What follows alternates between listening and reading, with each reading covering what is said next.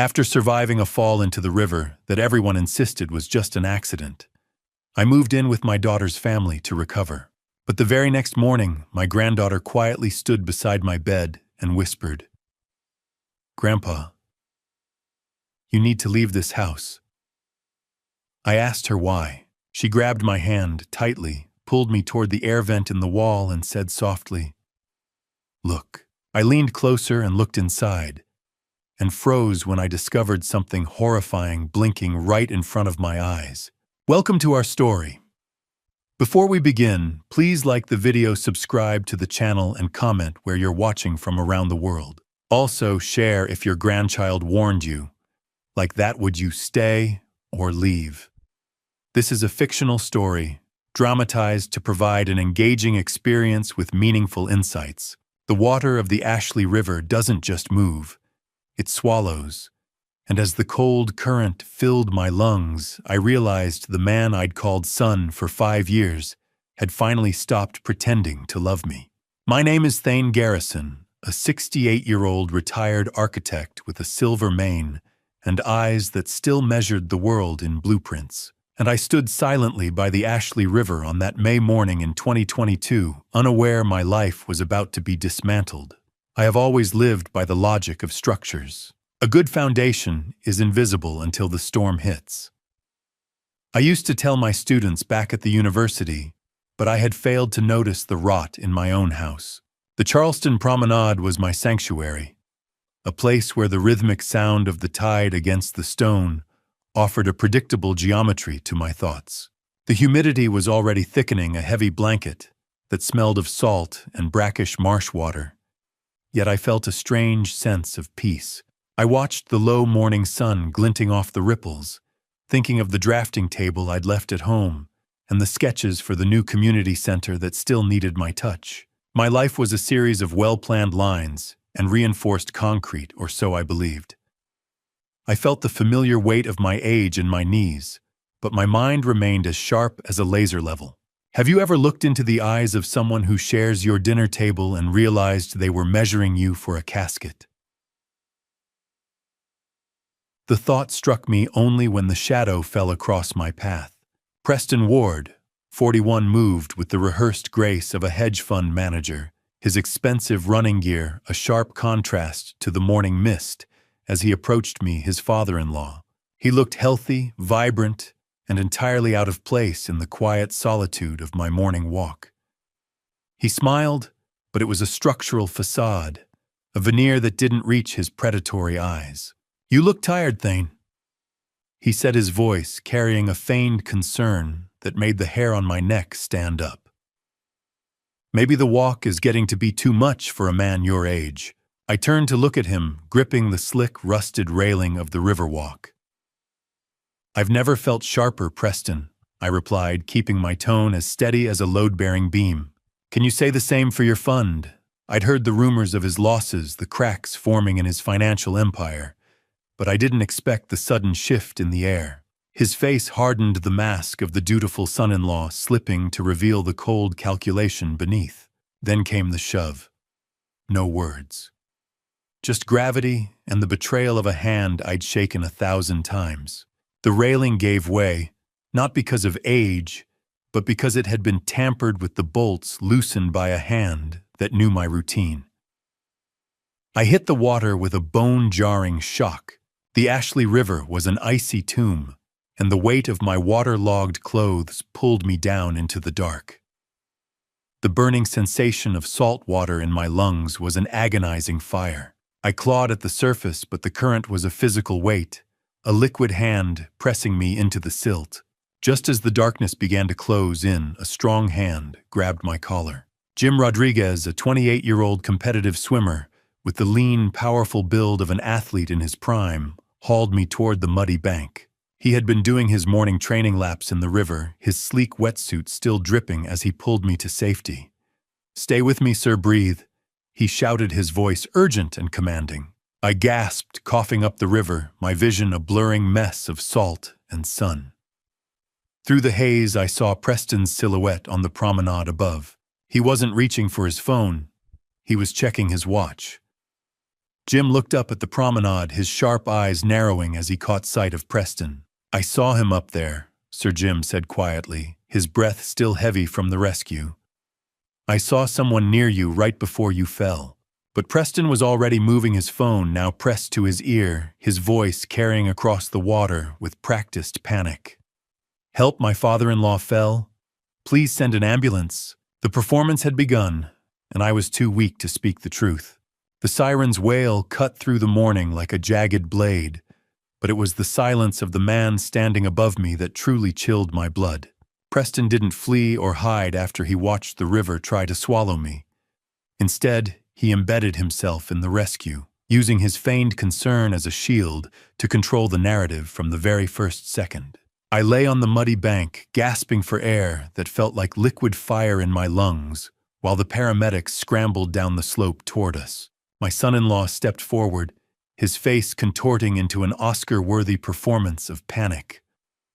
"Oh God, Thane," he cried out, his voice loud enough for every arriving responder to hear. I turned my head for 1 second. "How did you trip?" I tried to speak, but my throat was a raw cavern of salt and silt, and the metallic taste of blood filled my mouth. Jim Rodriguez, the heavy-set fisherman with weathered skin and a soul as deep as the Ashley, hovered near the gurney. Jim's eyes were filled with a suspicion the police hadn't yet noticed. "He didn't trip," Jim said firmly, pointing a calloused finger toward the promenade. I saw someone near him. Preston didn't miss a beat, stepping directly into the fisherman's line of sight and waving over a medic. "Please, he's in shock." Preston interrupted, his voice dripping with synthetic grief. "Focus on his breathing. He's been so unsteady lately."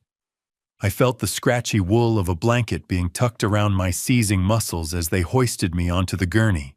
Powerless fury burned in my gut, but I could do nothing but watch Preston steal my voice.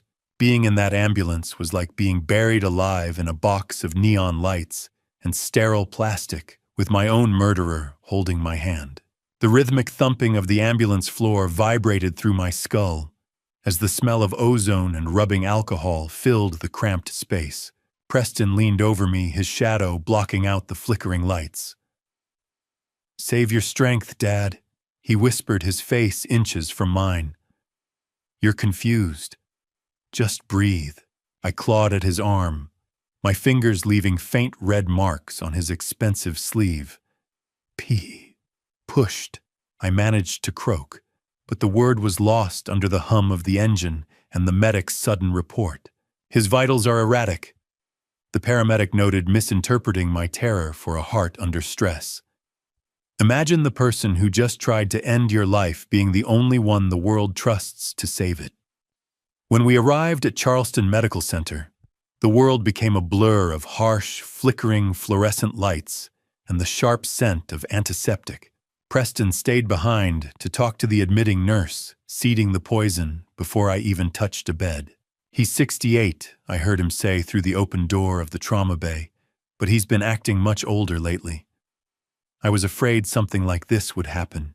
He was building a cage out of my own aging body, and the doctors were handing him the lock. As the curtain was pulled shut, isolating me in a sea of sterile white, Preston stepped into the trauma bay and leaned in close. He leaned in so close I could smell the expensive espresso on his breath, and for the first time, I saw the true monster behind the tailored suit. "It's a long way down, Thane." He whispered, his voice as cold as the river silt. "You should have stayed under." The rhythmic, steady beep of the heart monitor was a taunt, a digital metronome counting down the seconds until my autonomy was officially declared dead. There is a specific kind of terror in being sane, while the world around you is being convinced politely and professionally that your mind is a rotting structure. I lay trapped in the ER bed, the texture of the plastic ID band biting into my wrist, while Preston stood at the foot of my bed. He wasn't looking at me. He was looking at Dr. Eris Thorne, a neurologist with wire-rimmed glasses and a voice as sterile as the surgical steel he likely favored, who looked at my chart with the detached curiosity of a man examining a failing circuit board. Preston's performance was masterful. "He's been forgetting names, Doctor," he said, his voice dropping to a confidential, mournful tone. "Last week he thought it was 1995. I think the river was just the breaking point. I tried to shout to tell the truth, but my protests came out as a raspy, erratic wheeze. That's a lie. I managed to croak, the thick cotton-mouth feeling of the sedative making my tongue feel like lead. I remember the shove. I remember his hands. Preston simply sighed, a sound of profound patience that made the doctor nod in sympathy. "You see," Preston whispered. "He's agitated, hallucinating. It's the shock." "Doctor." Thorne stepped closer, the smell of floor wax and stale air clinging to his lab coat. He didn't look at the fear in my eyes. He looked at the dilation of my pupils. If a man loses his home, he's a victim. If he loses his mind, he's a burden. Which one do you think is easier to get rid of? As the doctor began a cognitive assessment, I realized the trap was closing. "Thane, do you know who the president is?" he asked. I knew the answer, but as I opened my mouth, the room began to tilt. The fluorescent ceiling lights blurred into long white streaks. My head, it's spinning," I stammered. "Why won't you listen about Preston?" The doctor made a notation on his tablet, a look of pity in his eyes that was more painful than the water in my lungs. "Thane realizes that the sedative the nurse gave him wasn't standard procedure. Preston had whispered something to the staff about his violent outbursts, ensuring I would be too drugged to defend myself during the evaluation." My memories were like blueprints left out in the rain, ink running lines blurring until the structure I knew was gone. By the time the doctor left, I was drifting in a chemical fog. Preston lingered for a moment, his tailored silhouette framed by the door. "Sleep well, Dad," he said, and the lights dimmed for my rest. I stared at the acoustic tiles on the ceiling, trying to reconstruct the morning with an architect's precision. I built skyscrapers that resisted hurricanes, I thought. So how can I be falling apart now? I reached up to adjust my wristband, my fingers fumbling against the plastic when I felt something. A small, crumpled scrap of paper was tucked under the edge of the band. I pulled it out with trembling fingers, squinting at the messy scrawl. It wasn't from a doctor, but from Milo. I saw him leave early. He didn't have his running shoes on. The note from my grandson was a thin lifeline in a sea of lies, but it confirmed the most terrifying truth of all: the hunt hadn't ended at the river. It had just moved indoors. The thin scrap of paper from Milo remained hidden in the palm of my hand, a rough edge of truth cutting through the chemical fog. Freedom usually comes with a discharge paper, but as the orderly locked the brakes on my wheelchair, I realized I wasn't being released. I was being transferred to a different kind of custody. The antiseptic smell of the hospital clung to my clothes like a second skin, a reminder of the institutional walls that had just failed to protect me. I watched my daughter, Leona Ward, a 40-year-old interior designer, whose life was as carefully curated as the hospital room she now paced. She looked at me with a mixture of pity and hidden shame, her hands smoothing a silk scarf that probably cost more than my first drafting table. I insisted on calling a cab to my own historic home on Trad Street, but she dismissed the idea with a wave of her hand. "I built that house with my own hands, Leona," I said, my voice still a raspy grate. "I'm going home." "Dad, you almost drowned," she replied, using a tone of forced maternal concern that made my skin crawl. "The doctor says you're not tracking reality. You're coming to stay with us in Mount Pleasant." It was then I saw the folder in her bag, a legal document confirming she had already initiated a temporary emergency guardianship filing, using my disorientation as the primary weight to tip the scales. The hospital gown felt like a white flag. I was being forced to wave a surrender of every brick and beam I'd ever laid in this city. I wanted to scream that I was the architect of my own life, but the medications made my tongue feel like a heavy, sodden plank. Leona helped me into her luxury SUV, the door closing with a soft, expensive thud that isolated me from the world. As we exited the hospital grounds, I watched the familiar streets of Charleston blur past through the stale, recycled air of the car's climate control. I reached into my pocket for my phone, needing to find Jim Rodriguez, but the device I pulled out was a useless slab of glass. The screen was shattered, and the battery was dead, conveniently forgotten by Preston during the chaos of my admission. "Where's my phone, Leona?" I asked, feeling the isolation settle into my bones. "It's broken, Dad," she said without looking at me. "Preston is getting it fixed. Just look at the scenery. Isn't it beautiful? Have you ever noticed how the people who claim to love you the most are the ones who know exactly which nerves to pinch to make you stop fighting?" We crossed the Arthur Ravenel Junior Bridge. The vibration of the engine hummed through the seat as the blinding sun reflected off the Cooper River below. I looked down at the water, the same water that had nearly claimed me, and realized that by crossing this river, I was moving further from the witnesses of my life. Leona's grip on the steering wheel was white-knuckled, her knuckles ghost white against the leather. "You're shaking, Leona," I observed. "Is everything all right at home?"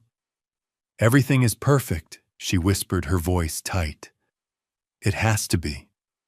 As we pulled into the driveway, a professional security van was just pulling away. Preston had been busy. The gates of the Mount Pleasant estate clicked shut behind us with a finality that sounded like a prison bolt sliding home, and there, standing on the porch, was Preston, waiting with a smile that never reached his eyes.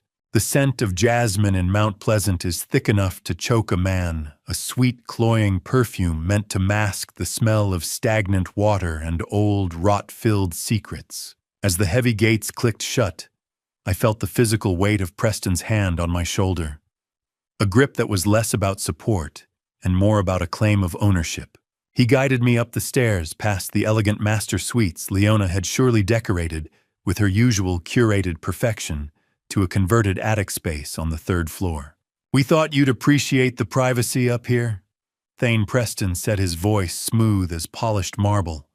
Away from the noise of the kids, I looked around the room, my architect's eye immediately cataloging the modifications. "Privacy, Preston, or just a clear line of sight for those lenses in the crown molding?" I asked, pointing to the discreet high-resolution cameras nestled in the woodwork. He didn't blink, simply setting my bag on a sparse, clean chair that smelled of fresh paint. The chemical tang was sharp, a specific industrial solvent used to strip old lead, which was strange for a new build. It hit the back of my throat, a physical trigger, meant to incite the very headaches and confusion he wanted to document. I stood on the cold, polished hardwood and felt the house tightening around me like a well-designed trap. Preston's hospitality was a velvet glove wrapped around a knuckles of brass. It looked soft, but every time he touched my shoulder, I felt the bone-deep bruise of his intentions. "We value routine in this house, Dad," he told me later at the dinner table. "It helps keep everyone focused." I looked at the over-salted, expensive steak on my plate, and then at my grandchildren. Milo Ward, a lanky 12-year-old with my own sharp gaze, sat with a posture so rigid it looked painful, his eyes darting toward the security sensors in the corners. Beside him, 8-year-old Lark Ward clutched her fork, watching her father with eyes that saw far more than a child ever should. Focused on what Preston, I asked, my voice steady, despite the chemical haze beginning to cloud my mind. "The next quarterly report, or the next accident?" Leona looked away, her silence a load-bearing wall for Preston's ego. The tension was an audible hum, rivaled only by the high-efficiency HVAC system pushing that tainted air through the vents. Then I saw it. The hole where the lock should be, a void in the wood that told me I was no longer a guest, but a specimen. After dinner, Preston intercepted me in the upper hallway, handing me a printed itinerary. It listed cognitive exercises and mandatory rest periods like a prison schedule. "It's for your own safety, Thane," he said, his smile never reaching his eyes. "In case you wander during one of your episodes." He gestured to my door, where the lock had been removed and replaced with a simple latch that could only be engaged from the outside. I stepped into my room, the clicking sound of the hallway cameras adjusting their focus following me like a persistent insect. As I prepared to close the door, I caught a glimpse of Lark in the shadows of the nursery wing. She didn't wave or speak. She simply placed a single finger over her lips and pointed toward the ventilation grate in my ceiling. I looked at the grate she had indicated, the metal slats humming with the central air, and I realized I wasn't just being watched, I was being listened to. The nightmare didn't end when I opened my eyes. It just traded the black water of the Ashley for the suffocating silence of a house that wanted me dead. I lay awake in that third-floor attic room, my lungs still feeling heavy, as if the river silt had never truly left them. Above me, the ventilation grate hummed with a low, persistent vibration. It was a rhythmic pulse that I realized was far too consistent for a standard HVAC system. As an architect, I knew the acoustic properties of a home like this, and I soon discovered that the humming was actually a white noise generator. It was a clever structural addition designed to mask the sounds of Preston and Leona moving around the floors below while they finalized whatever plan required my quiet disappearance. The chemical smell from the walls, that sharp tang of industrial solvent, grew thicker in the humid midnight air. It made my head throb, and my thoughts scatter into jagged fragments exactly as Preston intended. I forced myself to focus. "Walls don't just speak, Thane," I whispered to the empty room. "They record." I mapped the house's layout in my mind, tracing the ductwork and the reinforced floorboards, searching for a flaw in the cage. A faint, metallic click sounded at the door, the latch being lifted from the outside. I tensed my heart, hammering against my ribs, as a small figure slipped into the room, silhouetted by the pale moonlight. It was Milo, his frame looking fragile and trembling as he held a small electronic device. He moved with a ghostly quiet toward my bedside. "Grandpa, don't make a sound." He breathed, his voice so low it was almost lost to the white noise. "The vents. He can hear your breathing, Milo." "What are you doing here?" I asked, reaching out to touch his arm. "You're shaking, son." He didn't answer, just gripped my hand with fingers that felt like ice. "You have to see the papers," he insisted. "He thinks you're too far gone to care, but he's cleaning out everything. How do you tell a 12-year-old that the man who gave him his name is the same man trying to erase yours?" I didn't have the words, so I simply followed him. Milo led me out of the room, guiding me with a terrifying expertise through the shadows. He knew exactly which floorboards to avoid, so as not to trigger the sensors Preston had installed. We descended to the second floor, the heavy, rhythmic ticking of a grandfather clock downstairs, marking the time like a heartbeat.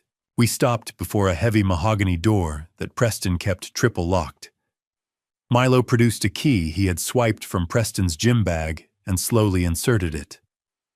The key turned, a cold, heavy sound, the sound of a vault opening or a grave. "He's in the office every night until 4, Milo whispered. "We only have 20 minutes. As he pushed the door open, I noticed something that made my blood run colder than the river water. Milo was wearing his running shoes, the neon-trimmed pair Preston claimed he had been wearing during his own run that morning. My grandson hadn't just heard about the accident. He was there. He had seen the push. Milo's hand gripped mine, his knuckles white as he pushed the door open to reveal a room bathed in the blue, sickly glow of 3 computer monitors and a desk covered in files with my name on them. Stepping into that office felt like walking into a crime scene that hadn't happened yet, a room where my entire existence had been reduced to spreadsheets and cold calculated risks. The smell of stale coffee and the sight of a folder labeled with my social security number greeted me as the door clicked shut behind Milo and me. I quickly realized that the contingency folder I found on top had been created 6 months ago, proving that the river incident wasn't a sudden impulse, but a long-term strategy meticulously drafted by the man my daughter called her husband. The office was bathed in the sickly blue light, reflecting off 3 massive computer monitors, the glow dancing across Milo's glasses as he watched the door. A hard drive whirred in the background, a mechanical heartbeat, in a room filled with digital shadows.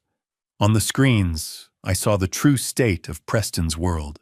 He was logged into a private server for his hedge fund, but the charts weren't climbing. I observed a series of red alert graphs showing a total collapse of investor capital, a bleeding crimson line that contrasted sharply with the success he projected to the world at dinner. Milo pointed to a specific physical drawer beneath the heavy mahogany desk, one that was reinforced with steel and seemingly out of place in a modern home office. "He spends hours here," Grandpa Milo whispered, his voice trembling. "He doesn't look at stocks. He looks at this." I looked at the cascading losses on the screen and shook my head. "Those numbers are bleeding, Milo. This isn't a fund. It's a furnace." I reached for the drawer, the metal cold against my skin. Looking through these files was like seeing my own autopsy while my heart was still beating. I pulled out a thick, leather-bound folder that felt unnecessarily heavy in my hands. It wasn't just a business file. It was an archive of my own life. Inside, the dry, papery smell of old blueprints filled the small space. "Why does he have my blueprints from 1985, I asked, flipping through original drafts of the Charleston Library. "He says he's just protecting the family assets," Milo said. "But he's been selling things, hasn't he?" I ignored the question, my eyes landing on a red folder at the very bottom of the drawer. It was labeled Thane Garrison, Contingency Phase 2. How much is a life worth in a falling market? For Preston, the answer was exactly $3.5 million. My hands shook as I flipped it open to find a printed draft of a massive life insurance policy listing Preston Ward as the sole beneficiary. Below it lay a forged power of attorney document, the ink mocking me with its professional precision. "This isn't my signature," I whispered. "I never signed this." My eyes traced the notary seal at the bottom, and the breath left my lungs. The name Marcus Webb was embossed in the gold foil. I noticed the date. It was notarized. It was the day before my wife Helen's funeral, while I was too grief-stricken to even notice Preston was missing from the house for an hour. I stared at the name Marcus Webb on the notary seal, and a cold memory flickered. A man I'd seen Leona talking to at the hospital, a man who wasn't a doctor at all. The structure of my family hadn't just cracked. It had been rigged for a controlled demolition. The memory of the man Leona had spoken to at the hospital, Marcus Webb, sent a chill through me that the office's air conditioning couldn't match. Marcus Webb, 52, was a man with the stillness of a maritime lawyer who knew exactly where the bodies were buried and how to keep them there. Have you ever found the price tag for your own murder hidden among the family photos? I dug deeper into the contingency folder while Milo stood guard, his eyes darting toward the office door. The $3.5 million policy wasn't just a document. It was a blueprint for my liquidation. I traced the premium payments and found they were being funneled through a shell company linked directly to Preston's failing fund. The accidental drowning rider would double the payout, a detail that turned my stomach. "Grandpa, look at the dates," Milo whispered, his voice cracking. "These withdrawals, they started the month Mom and Dad bought this house." I stared at a secondary ledger Milo had pulled from the stack. My daughter Leona hadn't just been a passive observer. Her signature appeared on several withdrawal slips from my private retirement accounts, totaling nearly $500,000. They didn't just want me dead, Milo. They've already started eating my ghost. The betrayal was a structural failure, a load-bearing wall of my life crumbling in real time. My rage was cold and calculating, an architect's anger at a sabotaged design. I turned the page and found something even more sinister, a structural survey of the Ashley River promenade railing. 180 pounds. The exact weight of a man's life when measured by his son-in-law. The report included a marked section where the bolts had been corroded with acid to ensure they would give way under my exact weight. I recognized the architectural notations on the margin, the precise sloping script of someone who had used my own drafting tools to plan my execution. He used my own formulas to calculate my death. I whispered, the paper crinkling under my white-knuckled grip. "Don't ever think your family won't kill you." Sometimes they just haven't seen the right balance sheet yet. The smell of ozone from the computer towers seemed to sharpen as I reached into the back of the drawer frame. My fingers brushed against a small, high-end digital recorder tucked behind the wood. I turned it on, the tiny rhythmic click sounding like a heartbeat in the silence. I heard my own voice from the hospital, but it was wrong. It was heavily edited, my words spliced together to make me sound incoherent and aggressive.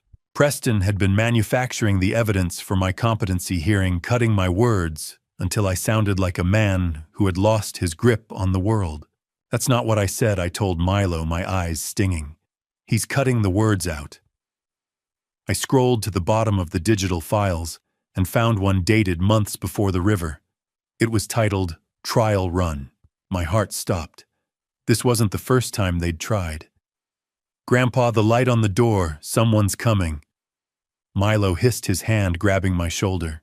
The red laser of the security sensor on the doorframe suddenly blinked green, and the heavy thud of a footstep echoed in the hallway right outside. I shoved the recorder into my pocket, the cold sweat prickling at my hairline, as the shadow of a man fell across the frosted glass of the office door. Shadows don't just hide secrets. They breathe, and as the floorboard outside the office groaned, I realized the man who wanted my life was only inches away from ending it. The heavy thud of a footstep behind the mahogany door sent a jolt of adrenaline through my aged frame. I grabbed Milo by the shoulder, my fingers digging into his thin shirt, and pulled him toward the knee-hole of the massive desk. We scrambled into the narrow space, tucking our legs tight against the cold, unyielding wood, as the handle turned with a sharp, metallic click. The office door swung open, and the room was suddenly filled with the heavy, cloying scent of expensive bourbon and fresh mint. Preston entered the room, the rhythm of his dress shoes on the floor sounding like a countdown. He didn't turn on the overhead lights, relying instead on the blue, flickering glow of the computer monitors that reflected off the dark walls like a digital haunting.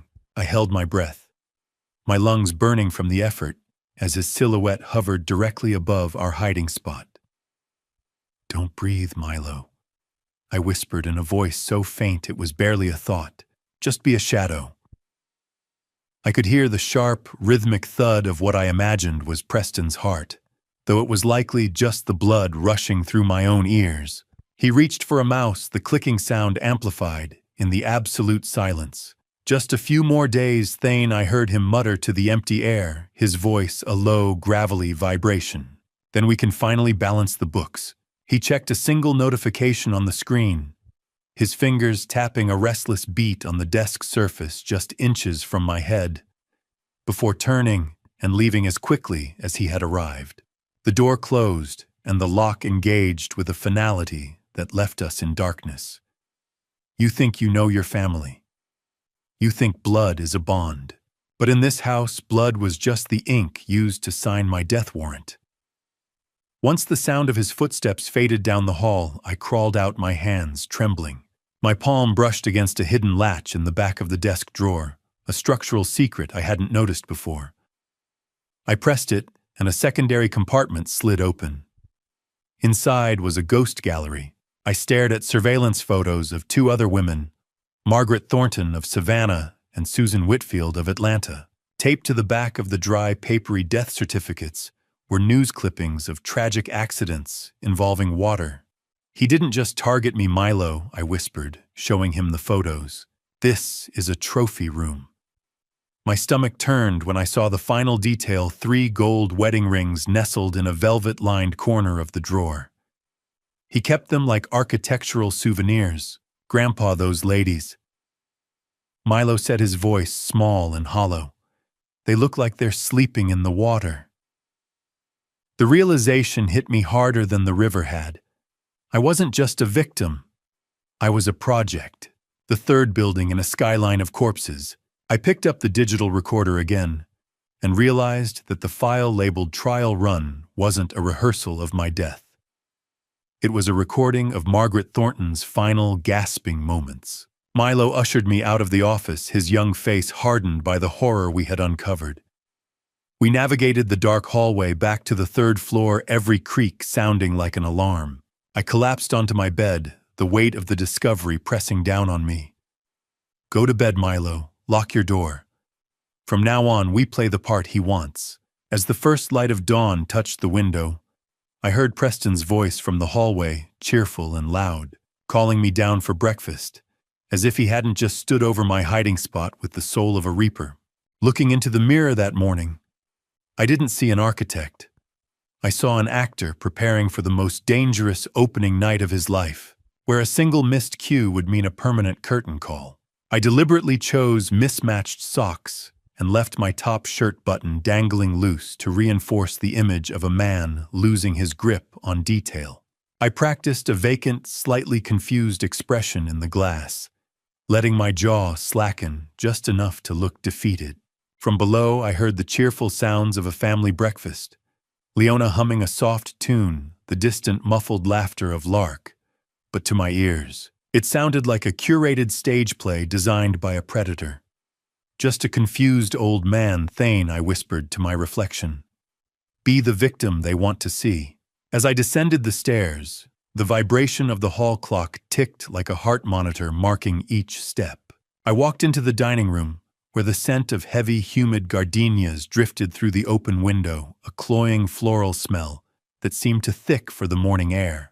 Leona was serving bowls of expensive local berries, their dark juices staining the white porcelain. I realized then that the fruit was laced with the same chemical irritant from the room paint, an overly sweet chemical aftertaste clinging to the edges of the flavor.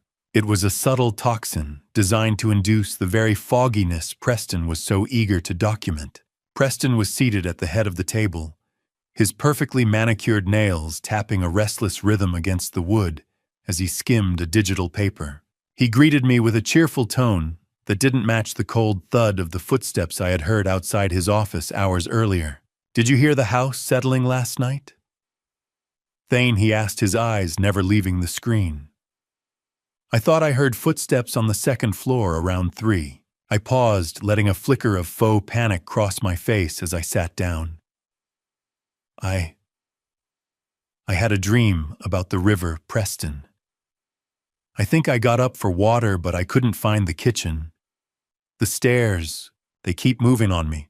Have you ever sat across from your own flesh and blood and watched them wait for you to fail, like vultures circling a dying animal in a $5,000 dining room across from me? Milo sat rigidly, barely touching his food, his eyes fixed on his plate to avoid betraying our shared secret.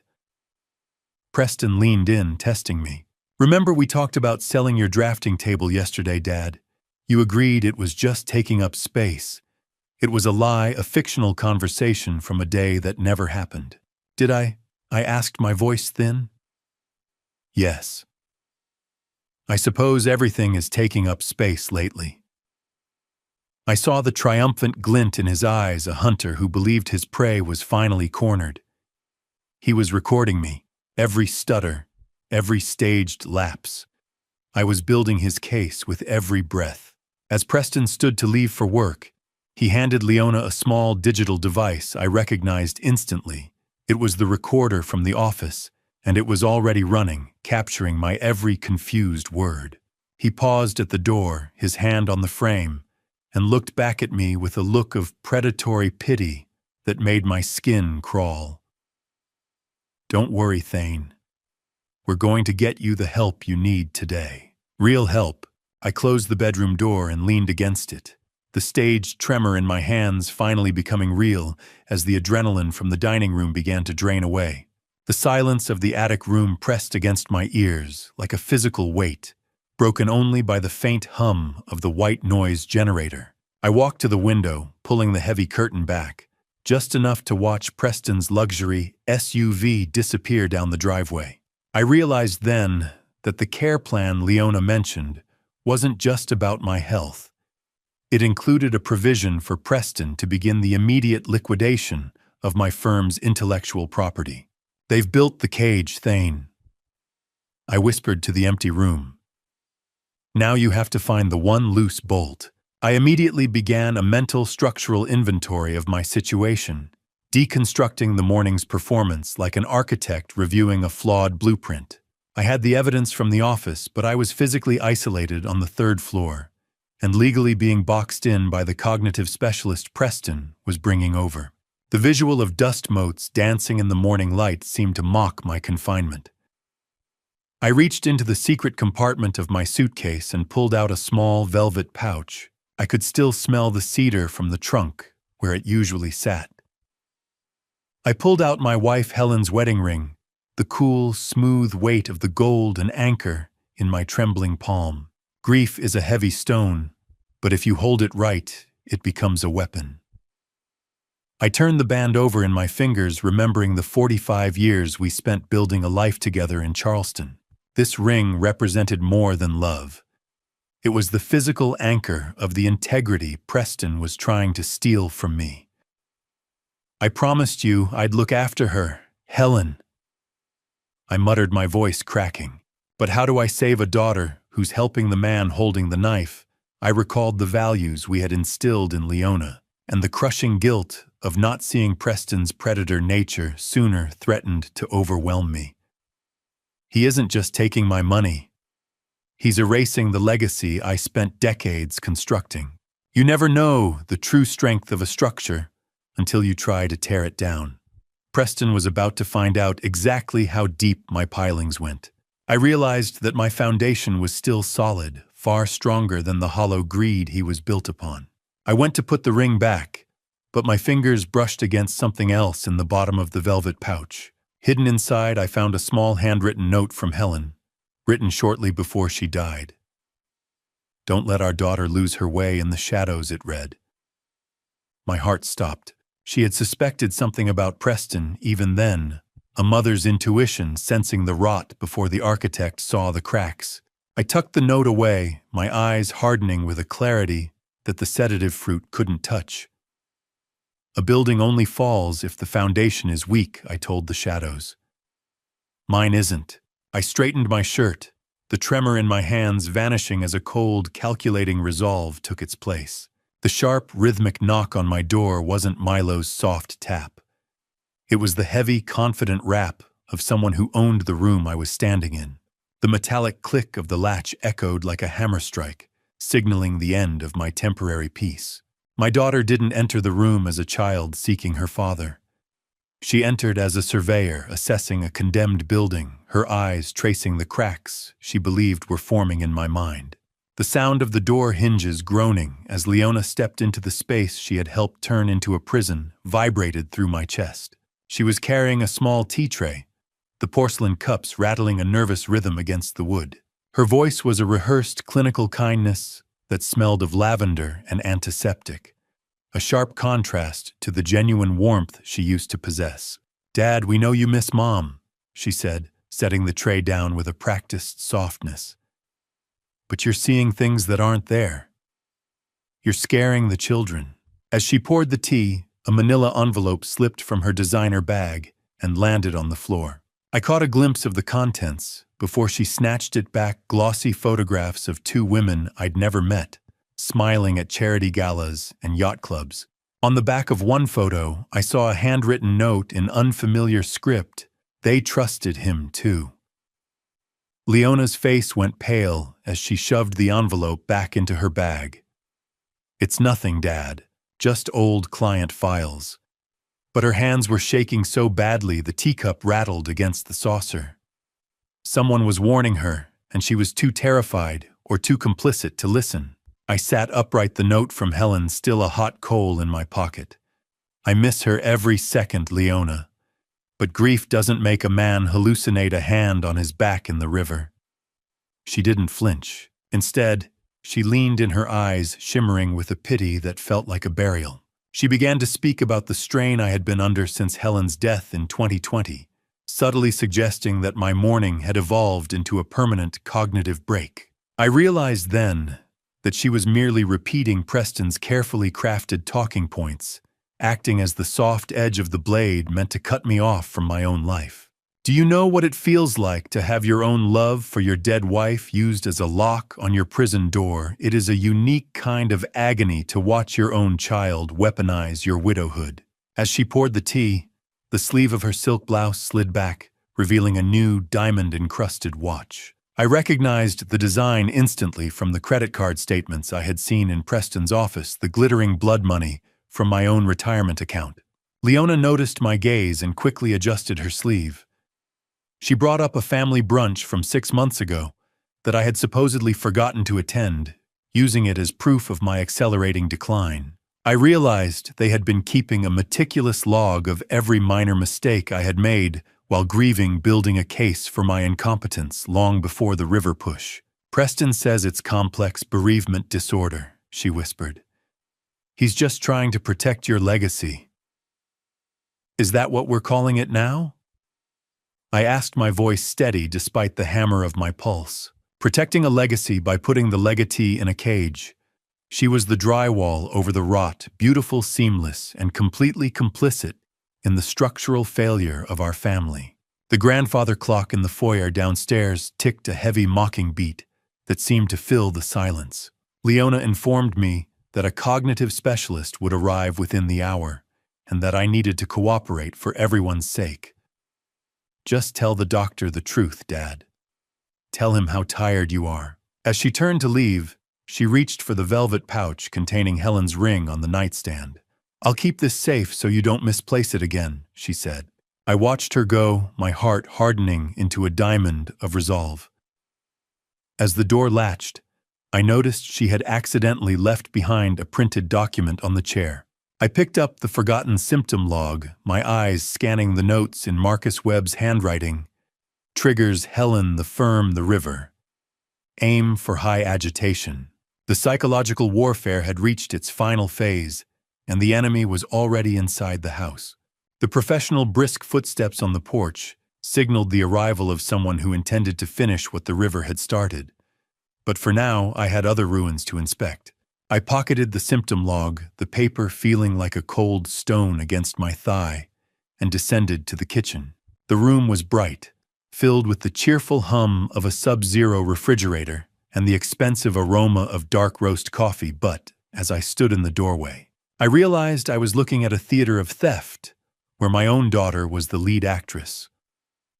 Leona was busy organizing a delivery of artisanal groceries, her movements sharp and jagged. I saw a stack of past-due notices for the children's private school tuition, hidden inside a heavy French cookbook, the red ink standing out against the white paper like a fresh wound. It seemed the financial collapse was closer than even Preston's office files had suggested. I watched her for a moment, noticing the designer shoes she tried to hide behind the marble island and the new espresso machine that likely cost more than my first car. Her materialism had made her the perfect clay for Preston to mold into a criminal accomplice. "That is a lot of groceries for 4 people. Leona," I said, my voice shedding its confused veneer. "Preston's fund must be doing better than the news suggests." She jumped her heels, clattering on the polished floor. "We just like quality, Dad. Don't worry about the receipts." I walked to the quartz countertop, the surface cold and smooth under my fingers. I saw the statements in the office. Leona. $400,000 in credit card debt. "Is that why you notarized those papers at the hospital?" She froze her face, turning a sickly, translucent pale. "You were snooping. How dare you? You are supposed to be resting, not acting like a spy in my own home." She was a structure under immense stress, the load-bearing walls of her conscience bowing under the weight of a lifestyle she could no longer afford. I abandoned the act entirely, my voice becoming the authoritative architect once again. "Do you truly trust him, Leona? Or are you just too afraid of the debt to look him in the eye?" My heart broke for her, yet I couldn't ignore the rot. How many dinners can you buy with your father's soul before the taste of the food turns to ash in your mouth? Leona exploded, then a defensive rant fueled by desperation. "You are being paranoid," she screamed, using the very words from Marcus Webb's notes to shield herself from the truth. "You're delusional, I am calling Preston. You're clearly having another episode and need to be upstairs." She swept the expensive groceries into the sink with a frantic, destructive energy and stormed out of the room. As she fled, her phone slipped from her pocket and skittered across the marble. It landed face up the screen, flickering to life with a text from Preston. I leaned over, my eyes narrowing as I read, "Is the old man quiet? Yet Webb says we need the signature by Friday, or the house is gone." I stood alone in the sterile brightness of the kitchen, the hum of the refrigerator the only sound left. The text on Leona's phone screen flickered out, but the words, "or the house is gone," remained burned into my vision. They weren't just killing me for profit.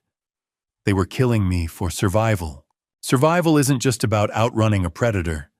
It's about understanding the architecture of his past kills, and as Milo slipped me a thin, worn envelope in the hallway, I knew the blueprints of my own demise were finally within reach. The sound of the front door latch clicking earlier had signaled Leona's retreat to the garden, but it was the shadow of Milo appearing in the service hallway that brought the real evidence. He stood there, chest heaving, his young face a mask of protective urgency that no child should have to wear. He was going to throw these away. Grandpa Milo whispered, his voice barely audible over the hum of the house. "I saw them in the trash bag in his car." He handed me the envelope, and as I pulled out the first item, a dry cleaning receipt crinkled in my trembling hands. It was for a suit Preston wore the day of my accident, marked with urgent notes about river mud and salt stains, despite his sworn statement to the police that he had never even touched the water. "You're a brave man, Milo," I said, tucking the paper into my pocket. "Go play in the yard now. Don't let them see you with me." I retreated to a dim corner of the living room, the humid air of the hallway still pressing against my skin like a physical threat.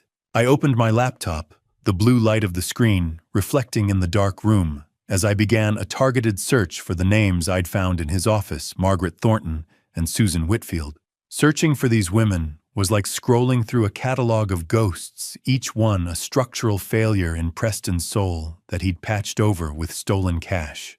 The digital obituaries appeared one by one, chilling in their similarity. Margaret had died in a Savannah boating accident in 2015. Susan had drowned in a private pool in Atlanta in 2018. Both were wealthy. Both were recently married to a man using a slightly different alias. But the photos Milo had recovered matched the digital portraits perfectly. Boating accident, private pool, Ashley River. "The water is his signature," I whispered to the empty room. My fingers were frantic on the keyboard as I began cross-referencing these dates with what I knew of Preston's financial history. His boutique fund had suffered its first major loss in 2014, just months before Margaret's death.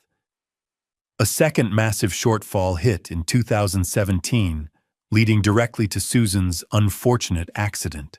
If the water always claimed them when the bank accounts ran dry, what did that mean for me? A man whose house was already being measured for its final sale. The current shortfall was $3.1 million, a debt so deep that my own end-of-life timeline had been accelerated to meet a hard Friday deadline. He's not just a killer, he's an actuary of murder. I'm the third quarter dividend. I felt a visceral disgust as I realized I was just a line item on a balance sheet. I scrolled down on Susan Whitfield's page only to find a final haunting detail. Her obituary mentioned a surviving stepson who had vanished after the inheritance was settled. It was a pattern of total erasure. I was staring at Susan's smiling face on the screen when the sharp, rhythmic rattle of the front door handle shattered the silence. The shadow of Preston's frame blocked out the afternoon sun through the frosted glass, and for a second, the world stood perfectly still. The laptop screen felt like a beacon in the dim living room, a glowing confession of my sanity that I had exactly 3 seconds to extinguish before my executioner walked through the door. I heard the heavy front door thudding open, accompanied by the chillingly calm voice of Preston calling out my name. With a sharp click, I slammed the lid shut, the heat radiating from the laptop's underside pressing against my palm like a brand. I immediately slumped into the armchair, fixing my gaze on a nearby floor lamp, with the vacant, glassy stare I had practiced in the mirror. Preston rounded the corner, his presence filling the room with an air of cold authority. He didn't speak at first. He walked straight to the coffee table and placed his hand on the laptop lid.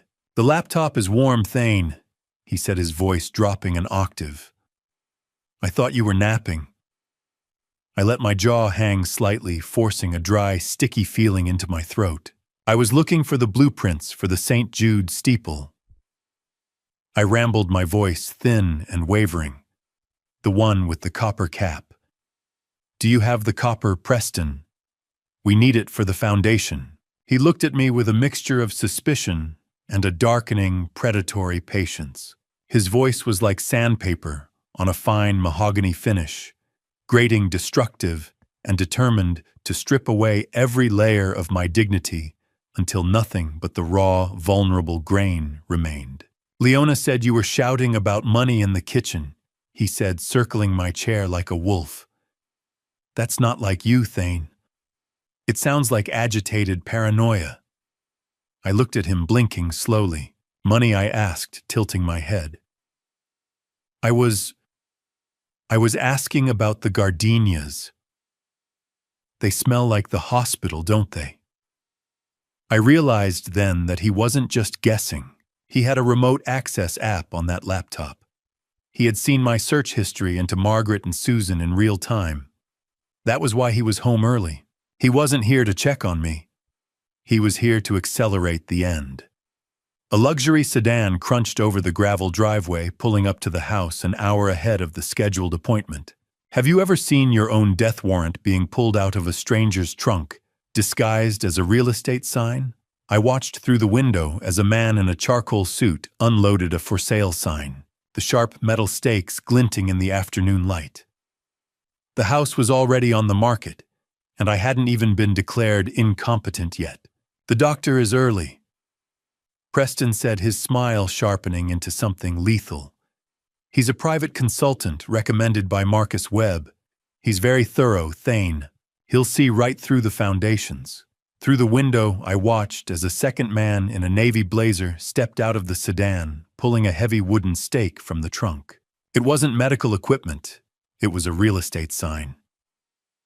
The polished placard read, "Historic Charleston property coming soon," with a glossy photo of my Trad Street home.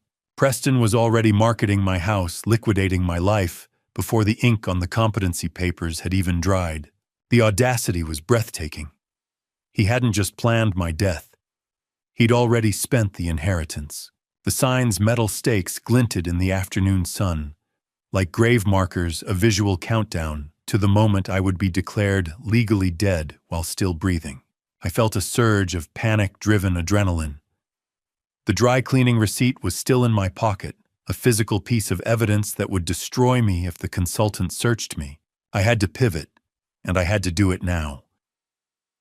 The smell of expensive leather and rain on the consultant's coat seemed to drift into the room even before he entered.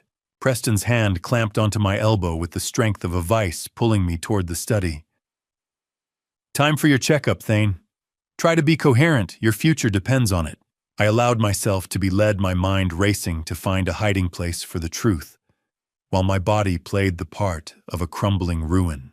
The study door clicked shut with the finality of a prison bolt, and I found myself staring into the cold, clinical eyes of a man whose job was to dismantle my life with a clipboard. I sat in the high-backed leather chair, the dry smell of old bindings and new printing ink thick in the air, while Preston stood behind me like a warden. I was introduced to Dr. Sterling Hayes, a man who wore his medical degree like a weapon and a suit that cost more than a year of my pension, watching me with the predatory stillness of a vulture. My heart hammered against my ribs, but I forced my expression to remain slack. As the evaluation began, I noticed Hayes was wearing a high-end watch from Preston's own hedge fund's exclusive merchandise line, a silent admission that he wasn't an independent consultant, but a direct business associate. "Thane, can you tell me what you were looking for on the laptop this afternoon?" he asked, his voice smooth and dangerous. I leaned into my role, letting out a dry, rasping cough. "Blueprints. Old Charleston is built on such shaky pilings, don't you think?" I whispered, drifting my gaze toward the window. He began a series of standard cognitive tests, but the questions were loaded specifically designed to trigger the agitated paranoia Marcus Webb had noted in my symptom log. Every time he pressed a button on his tablet, I felt the walls closing in. During a physical coordination test, I had to move my jacket, and the mud-stained dry cleaning receipt Milo had given me nearly slipped from the pocket. I felt a cold jolt of adrenaline as I managed to kick the paper under the heavy mahogany desk just as Hayes leaned in. He wasn't diagnosing me. He was measuring the height of the walls he was building around my remaining days. The cold metal touch of his stethoscope on my chest felt like an invasive probe. "Your eyes are quite bloodshot, Thane," he noted, his face inches from mine. "Are you having trouble sleeping in this new house?" I knew what he was looking for. Signs of the chemical sedation Leona had been slipping into my food. The paint. It has a very specific weight to it. I rambled, letting my eyes wander. "How do you fight a man who is paid to believe you're crazy? You don't. You let him think he's already won." I watched the ticking watch on his wrist, a countdown I couldn't ignore.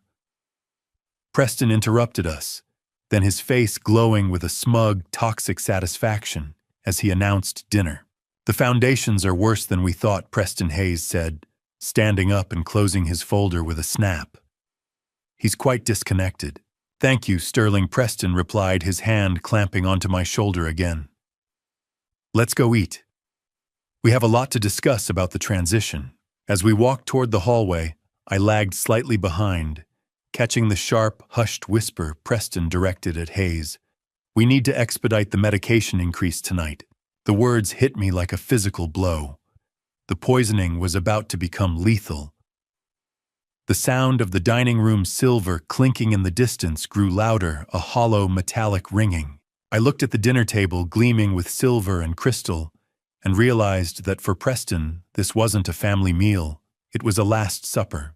Walls in a luxury home are designed to insulate, but no amount of high-grade drywall could dampen the sheer, jagged edge of the terror in my daughter's voice. I had avoided the dinner table, claiming a sudden bout of exhaustion, and instead found myself pressed into the shadows of the darkened hallway near the service pantry. I moved with a careful, measured gait, avoiding the sensor zones I had mapped out in my mind. Through the cracked pantry door, I watched as Preston and Leona entered the kitchen after seeing Dr. Hayes out. The polished facade of the Charleston power couple disintegrated before my eyes. Preston's voice dropped to a low, vibrating growl, a tone I had never heard him use in public, stripped of all hedge fund charm and false empathy. "You're getting soft, Leona," he hissed, and I could hear the vibration of the heavy kitchen door closing behind them. "I saw your hand shaking when you poured his tea." Preston revealed then that he had been secretly recording Leona's confessions of guilt as insurance, proving he never intended for her to be his partner, but merely his fall guy if the architecture of his lies ever collapsed. "He's my father, Preston," she whispered, her voice reflecting in the stainless steel fridge as a distorted, shimmering ghost. "He looks so small. Are we really doing this?" I raising a daughter, but he had turned her into a ghost. His anger wasn't an explosion. It was a slow-acting acid eating away at her until there was nothing left but a hollow shell of the girl I used to walk to school. Preston trapped her against the counter, and I heard the sharp, violent clink of a glass being slammed onto the quartz. He reminded her of the dangerous people expecting their money by Friday, and how her name was on every fraudulent withdrawal from my accounts. He framed my death as her only path to staying out of prison and keeping her children. "If we stop now, the bank takes the house on Monday, and the SEC takes me on Tuesday," he said. "Where do you think that leaves you and the kids? How do you save someone who is holding the very hand that's strangling them?" "Please," she begged, her spirit visibly snapping. "Don't hurt him anymore. Just let the doctor handle the papers." Preston merely laughed, a sound like dry leaves skittering over a grave. He mentioned a boating trip for the weekend, the same method he used to kill Margaret Thornton, and I realized my execution date was set for the next 48 hours. I felt a surge of paternal protective rage, realizing I had to destroy my own daughter's marriage to save her life from this actuary of murder. I watched her through the gap as she collapsed into a chair, her shoulders heaving with silent, broken sobs that smelled of cold coffee and floor wax. She was a hostage to her own vanity and his malice. The sharp, rhythmic whistling of Preston began as he walked away, a tune I recognized with a shiver from Helen's funeral. The sound of Leona's spirit breaking was quieter than I expected, but as Preston's footsteps faded, I knew the clock hadn't just started. It was about to strike midnight. I remained in the dark, my heart a heavy stone of resolve, knowing the river was calling for me once again. The soft creak of the studio door and the smell of oil paints and despair followed me as I stepped into my daughter's private sanctuary. Walking into Leona's studio was like stepping into a cathedral of denial where every swatch of silk and marbled tile was a prayer meant to drown out the sound of her own conscience. I found her frantically rearranging mood boards, her movements jerky and desperate, as if she were trying to physically reorder a world that was falling apart. I realized then that she hadn't just been spending the money. She'd been funneled into a silent partnership in a shell company that Marcus Webb used for money laundering, a deeper rot than I had ever imagined. I chose to abandon the agitated persona Preston expected. "I know you're in there, Leona," I said, my voice cutting through the clinical silence. "Not the designer, not the accomplice. My daughter." She flinched her hands, clutching a fabric swatch as if it were a life preserver. "Dad, please. Preston said you'd get like this. You need your medicine." I ignored the tea tray and the luxury finishes of the room, the granite and gold that served as the walls of her own prison. "I know about the $250,000 debt you personally signed for and the forgery at the hospital. I was trying to shore up a load-bearing wall that had already been turned to sawdust by termites of her own making. Grace isn't about what you deserve, Leona. It's about what you choose to protect now. Help me save Milo and Lark, and I will forgive it all. I will protect you from the police, but only if you help me expose him. It's too late." She whispered, the wet, gasping sound of her breath filling the space between us. "The papers are already filed. I'm part of it, Dad. I'm the one who signed 'The Mirror Didn't Lie.'" She saw a criminal. I saw my little girl drowning in a sea of gold-plated lies. She caught her own reflection in a large, silver-framed mirror and recoiled the distortion of her face in the polished surface matching the ruin in her heart. "Could you truly forgive a mistake this big?" she asked, her voice a fragile reed. "I already have," I replied, my heart breaking for the legacy we had lost. "But the law won't."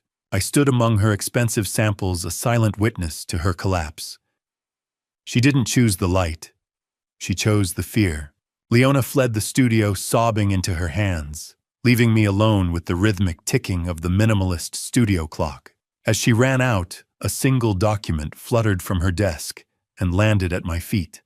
I picked up the paper, expecting another bill or a design spec, but it was an itinerary for a boating trip. My eyes locked onto the time printed in bold, 5:00 p.m., not this weekend. Today. The realization hit me with the force of a structural collapse. I looked at the studio clock. It was already 9:30. I had less than 8 hours to live. Preston had planned the boating trip as his primary execution method, the same technique he'd used on Margaret Thornton. But the moment we arrived at the precinct, he knew the timeline had collapsed. The GPS tracker in Helen's ring betrayed our location, forcing him to abandon the slow, calculated drowning for something more desperate: hostages. The children weren't part of his original plan. They were his emergency exit strategy when the architecture of his lies began to crumble. The silent house around me no longer felt like a cage. It felt like a tomb being sealed in real time. I had to move, and I had to move now before the tide of Preston's final plan washed over the last of my family's foundations. 8 hours left to live, and my survival was currently hanging on a piece of plastic the size of my thumbnail and the courage of a boy who shouldn't have to know how to hide evidence from his own father. I was alone in the studio, the rhythmic ticking of the clock feeling like a hammer against my skull when I heard the frantic, hollow sound of Milo's sneakers on the wood. He slipped into the room breathless and pale, his small hands trembling as he reached into his pocket. He handed me a ruggedized USB drive. "I found it, Grandpa." He whispered, the smell of damp drywall and dust clinging to his hair. It was inside a hollowed-out book in the office. The emails. They have been planning the boating excursion since before the river. I felt a surge of protective love for the boy mixed with a calculated cold rage. "You did well, Milo. Now listen, if they take me today, you have to find a way to get this to Jim Rodriguez." I pulled my hidden tablet from my drafting kit, the blue flickering of the screen illuminating the shadows as I scanned the drive's contents. My lungs tightened as I scrolled through legal drafts by Marcus Webb. It wasn't just malpractice.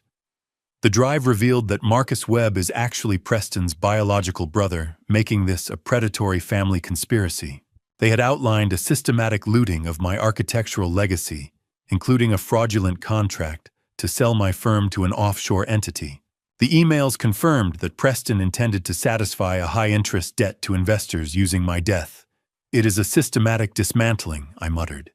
"They have already spent my life twice over. How many gigabytes of data does it take to document the betrayal of a father?" Not many, it turns out. I heard the vibration of the SUV in the driveway and the crunch of gravel under tires. I knew I couldn't keep the drive on me during the evaluation or the trip. I looked at the structural metal beam in the studio wall. "Quick, Milo," under the load-bearing header, I hissed. "They will never check the structure." With Milo's help, I secured the drive behind the beam using a magnetic strip. The flash drive felt like a live grenade in my pocket, destructive enough to level Preston's empire, but only if I could survive long enough to pull the pin. As I stepped back, I saw a final notification on the tablet that made my blood freeze. Preston had installed a GPS tracker inside my wedding ring, the very ring Leona had taken for safekeeping earlier. They weren't just watching my mind. They were tracking my every move through the one anchor I had left of Helen. The house was no longer a home. It was a sensory-mapped cage where even my sentiment was a weapon against me. I tried to shut down the tablet, my fingers fumbling against the glass as footsteps approached the door. The handle of the studio door turned, the heavy mahogany groaning in protest, as if trying to warn me, and I realized I was still holding the tablet in plain sight. The hall light began to spill into the room, a widening wedge of white that threatened to expose the last of my secrets. I shoved the device under a pile of silk swatches, my heart hammering a frantic rhythm against my ribs, and turned to face the door just as the latch clicked open. I shoved the tablet beneath a stack of old blueprints, a heartbeat, before the door slammed open, my pulse hammering against my ribs like a trapped bird sensing the cat's shadow. Preston entered the studio, his tailored silhouette blocking out the hall light. His eyes, cold and restless, immediately began a surgical scan of the room, looking for Milo, or any misplaced thread of evidence. "You're wandering again, Thane," he said, his voice carrying that smooth hedge fund arrogance I had grown to loathe. "This isn't your room." I let my mouth hang open slightly, assuming the vacant mask of the drifting elder. "The headers. They're steel, aren't they?" I rambled, gesturing toward the structural beam where the USB drive was hidden. "Good for the weight. Very good for the weight." He sneered, checking the temperature of the air as if he could sense my panic. Just then, my phone, which Milo had miraculously recharged in secret, vibrated in my pocket. I realized then that Detective Morrison wasn't just calling about the railing. Jim Rodriguez had actually filmed the push on his phone, but was too afraid to come forward until he saw Preston's SUV again. The phone's vibration felt like a lightning strike in a room made of dry timber, dangerous, unexpected, and the only thing that could clear the air. I pulled it out with cold, slick fingers and answered. "Mr. Garrison, this is Detective Morrison.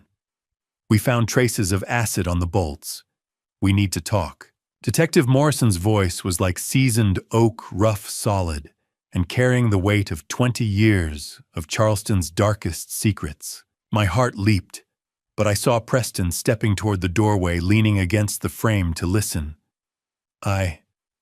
Yes, I remember the water, I croaked, keeping my tone vague and confused. It was so cold. Have you ever held a conversation, knowing that every word you spoke was a brick being laid in the wall of your own defense?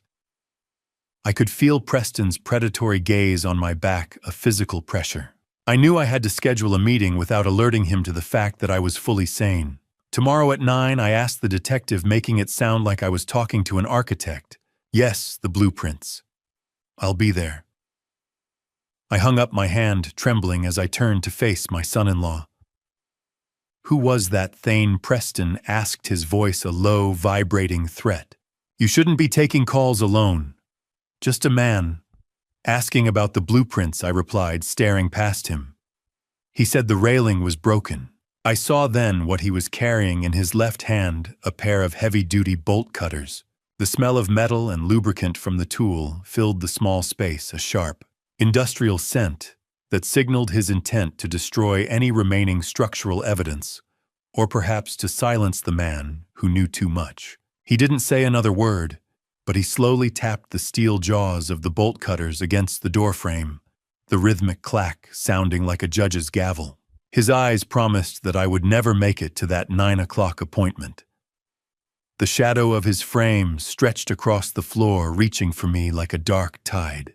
I stood my ground, the cold sweat slicking my phone's casing, knowing the final structural failure of our family was no longer a possibility, but a certainty. Reading the truth about how my daughter was hunted wasn't like reading a diary. It was like reviewing the structural stress tests of a building designed specifically to collapse with her inside. I retreated to the dimmest corner of my attic room, the blue light of the tablet searing into my tired eyes as the cooling fan whirred a frantic mechanical prayer.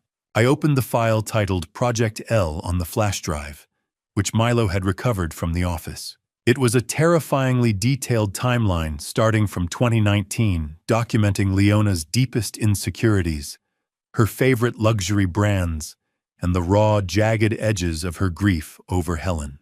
Preston had noted exactly when to provide emotional support and exactly when to introduce the seductive lure of offshore investments. Every romantic milestone in their marriage was a calculated financial maneuver. Target demonstrates high attachment to status symbols.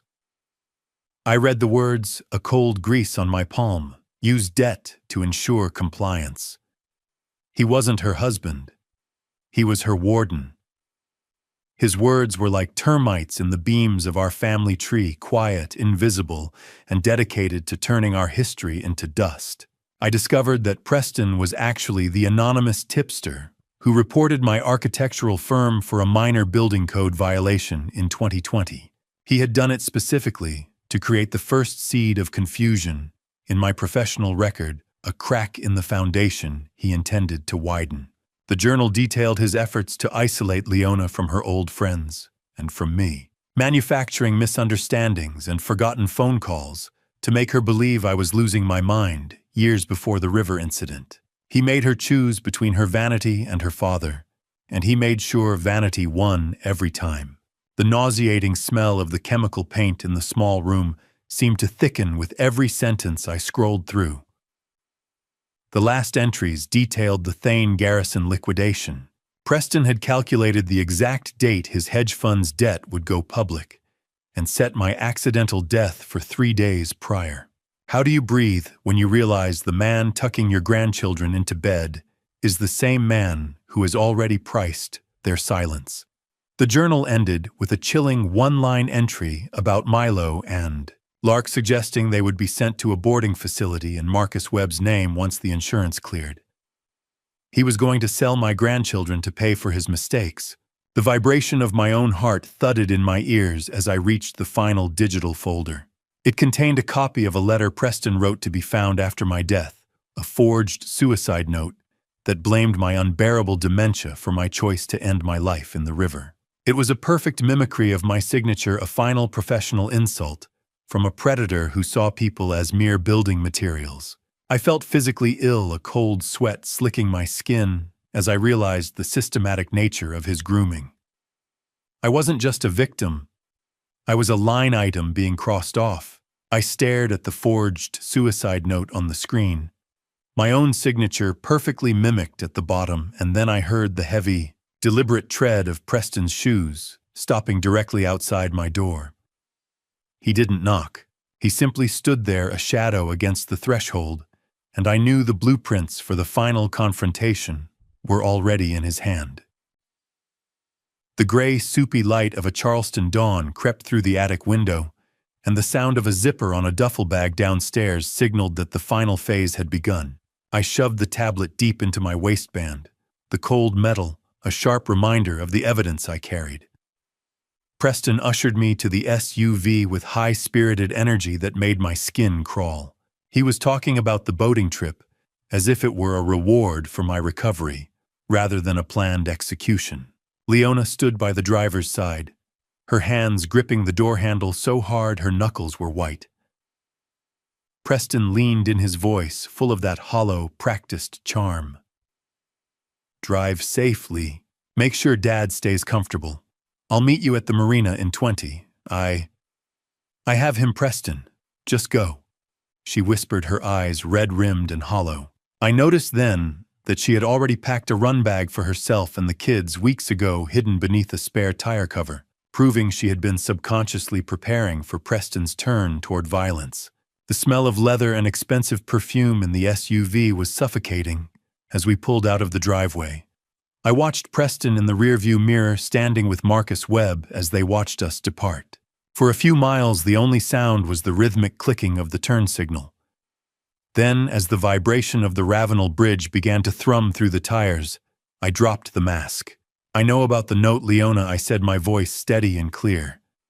"He wrote a suicide note in my handwriting. He was never going to let you keep the children."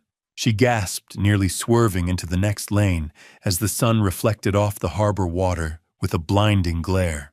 The Ravenel Bridge felt like a tightrope stretched over an abyss, and Leona was the one swaying in the wind while I held the only safety line left. "Daddy, I'm so sorry," she sobbed, her frantic, shallow breathing filling the cabin. "I didn't know it was... I thought it was just the money. I saw the kerosene receipt, but I was too scared." I reached out and put my hand over hers on the steering wheel. "Grace isn't about what you deserve, Leona. It's about what you choose to protect now. He has a GPS tracker in my wedding ring. He's watching us right now." What is the sound of a lifelong lie finally snapping? It's quieter than you'd think. It sounds like a turn signal clicking in the dark.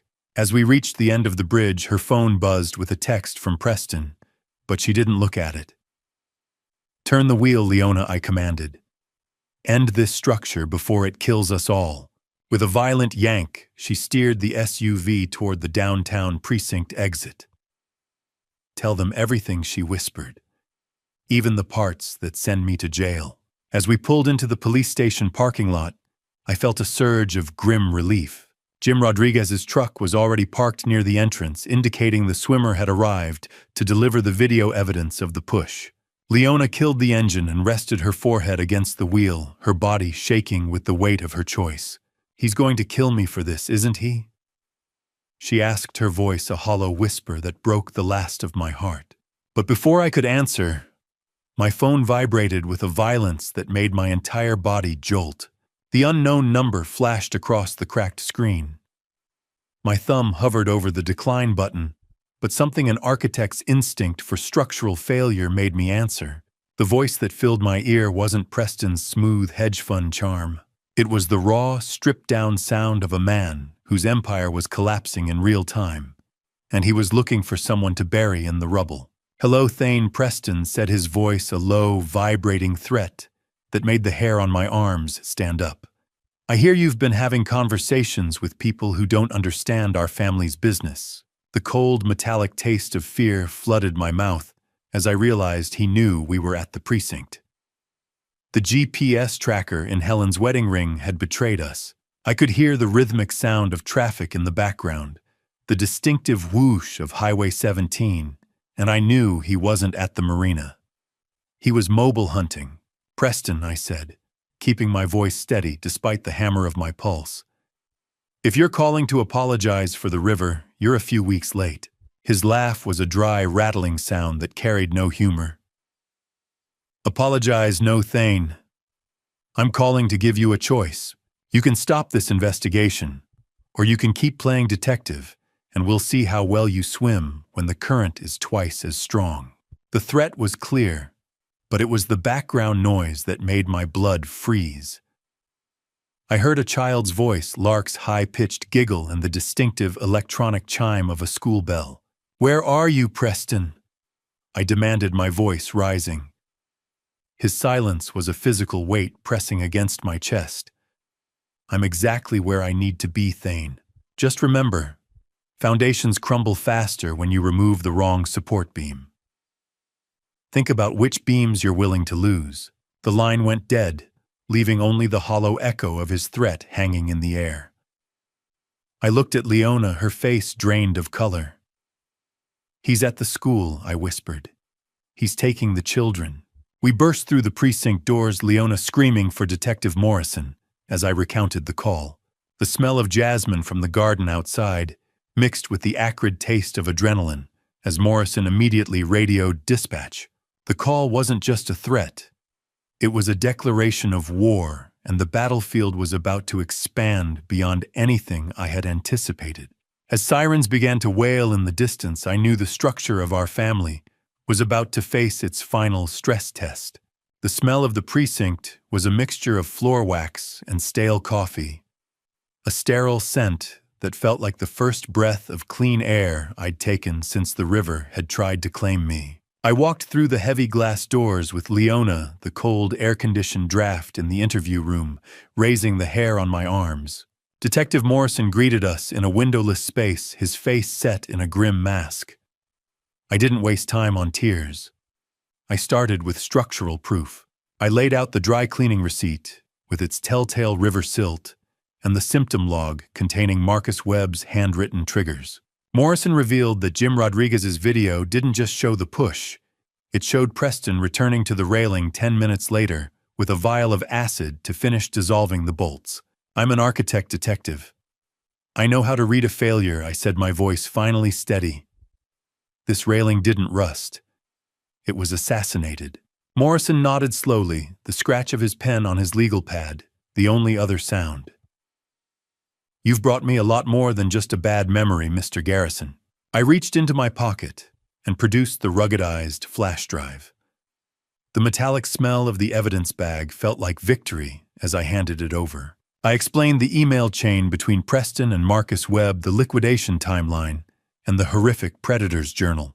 As the drive was plugged into a workstation, a blue, flickering light from the monitor washed over us. Laying out the evidence was like placing the final stones in a dam.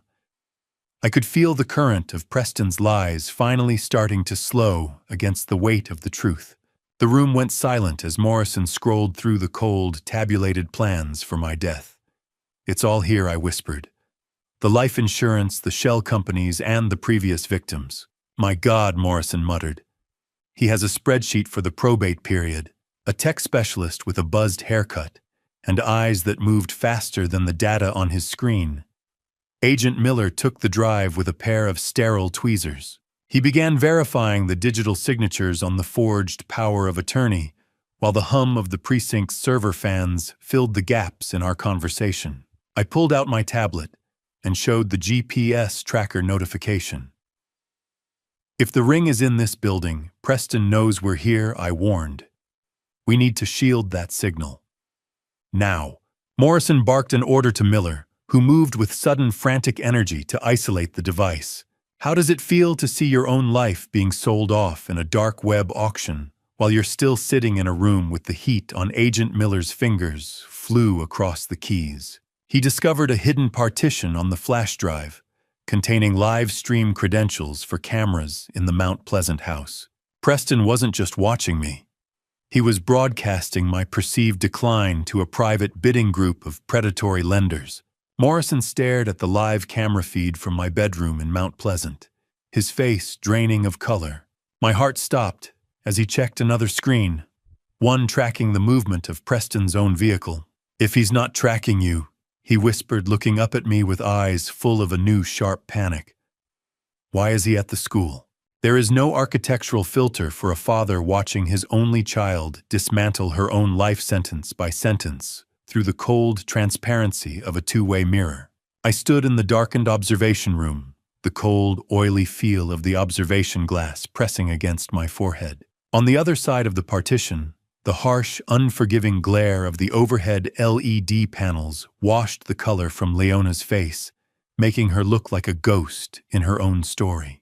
Detective Morrison pivoted with clinical precision, shifting from my ally to her interrogator.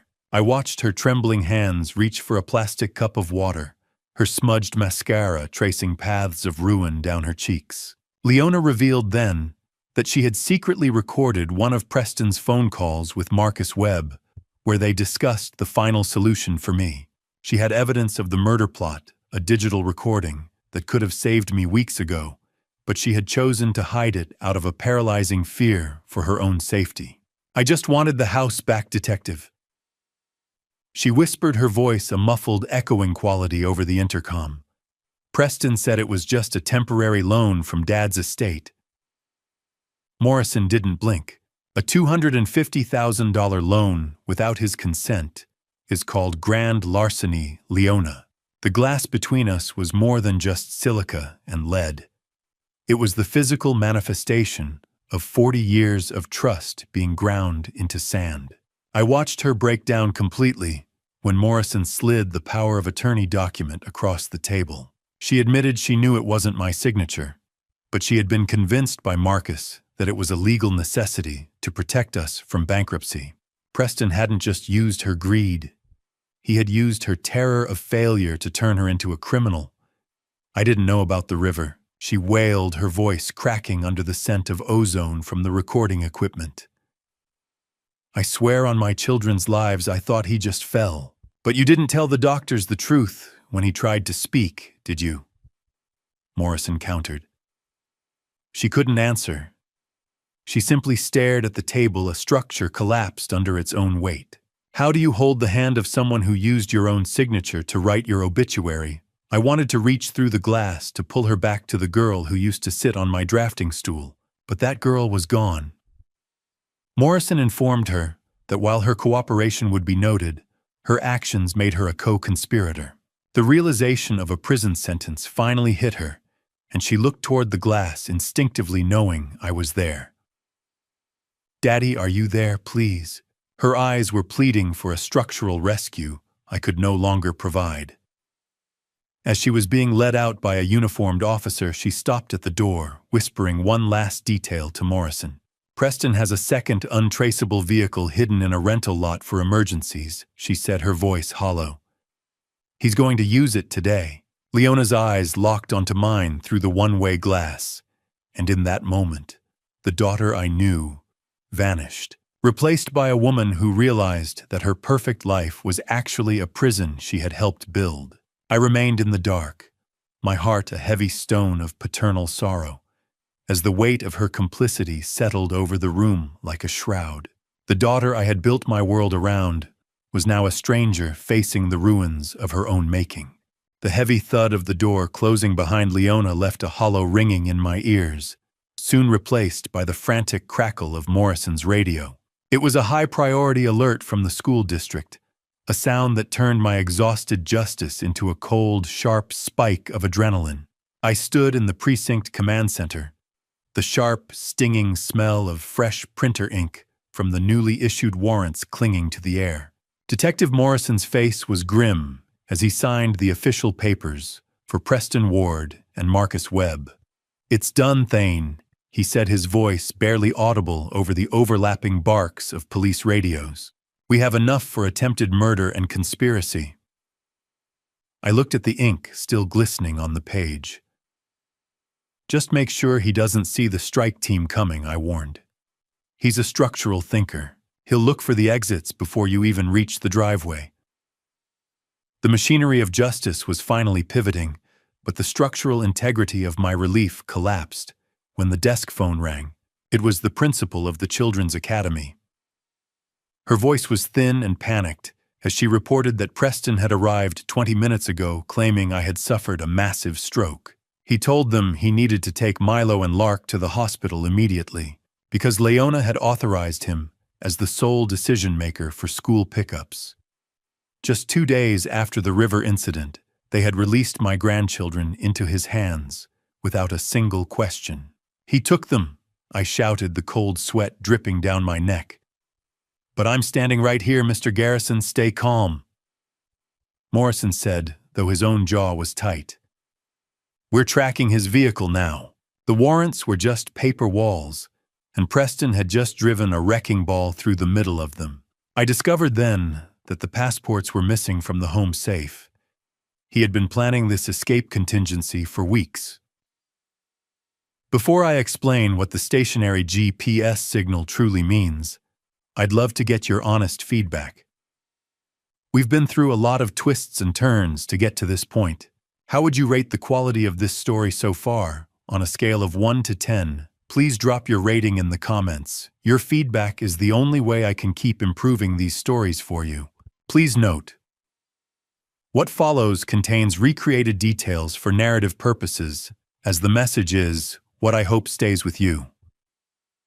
If this dramatization isn't for you, feel free to stop here. The command center fell into a localized heavy silence as the tech specialist pointed to the monitors. The GPS tracker in the wedding ring showed the vehicle was stationary at a downtown mall Preston had dumped the anchor. He wasn't running for the state line yet. He was repositioning. Do you know the exact temperature of fear? It's the ice water flash that hits your spine when you realize your grandchildren are in the hands of a man who sees them as bargaining chips. "He's not running, detective," I whispered, my voice cracking. "He's taking hostages. He's using my own flesh and blood as a structural shield." The precinct's televisions all flickered simultaneously to the emergency broadcast, a synchronized pulse of light that made the room feel smaller. There, beneath the bold red letters of the Amber Alert, were the smiling school photos of Milo and Lark. I stared at their faces, the silence of the command center becoming absolute as every officer held their breath, realizing the man we were hunting had just turned the children into his final exit strategy.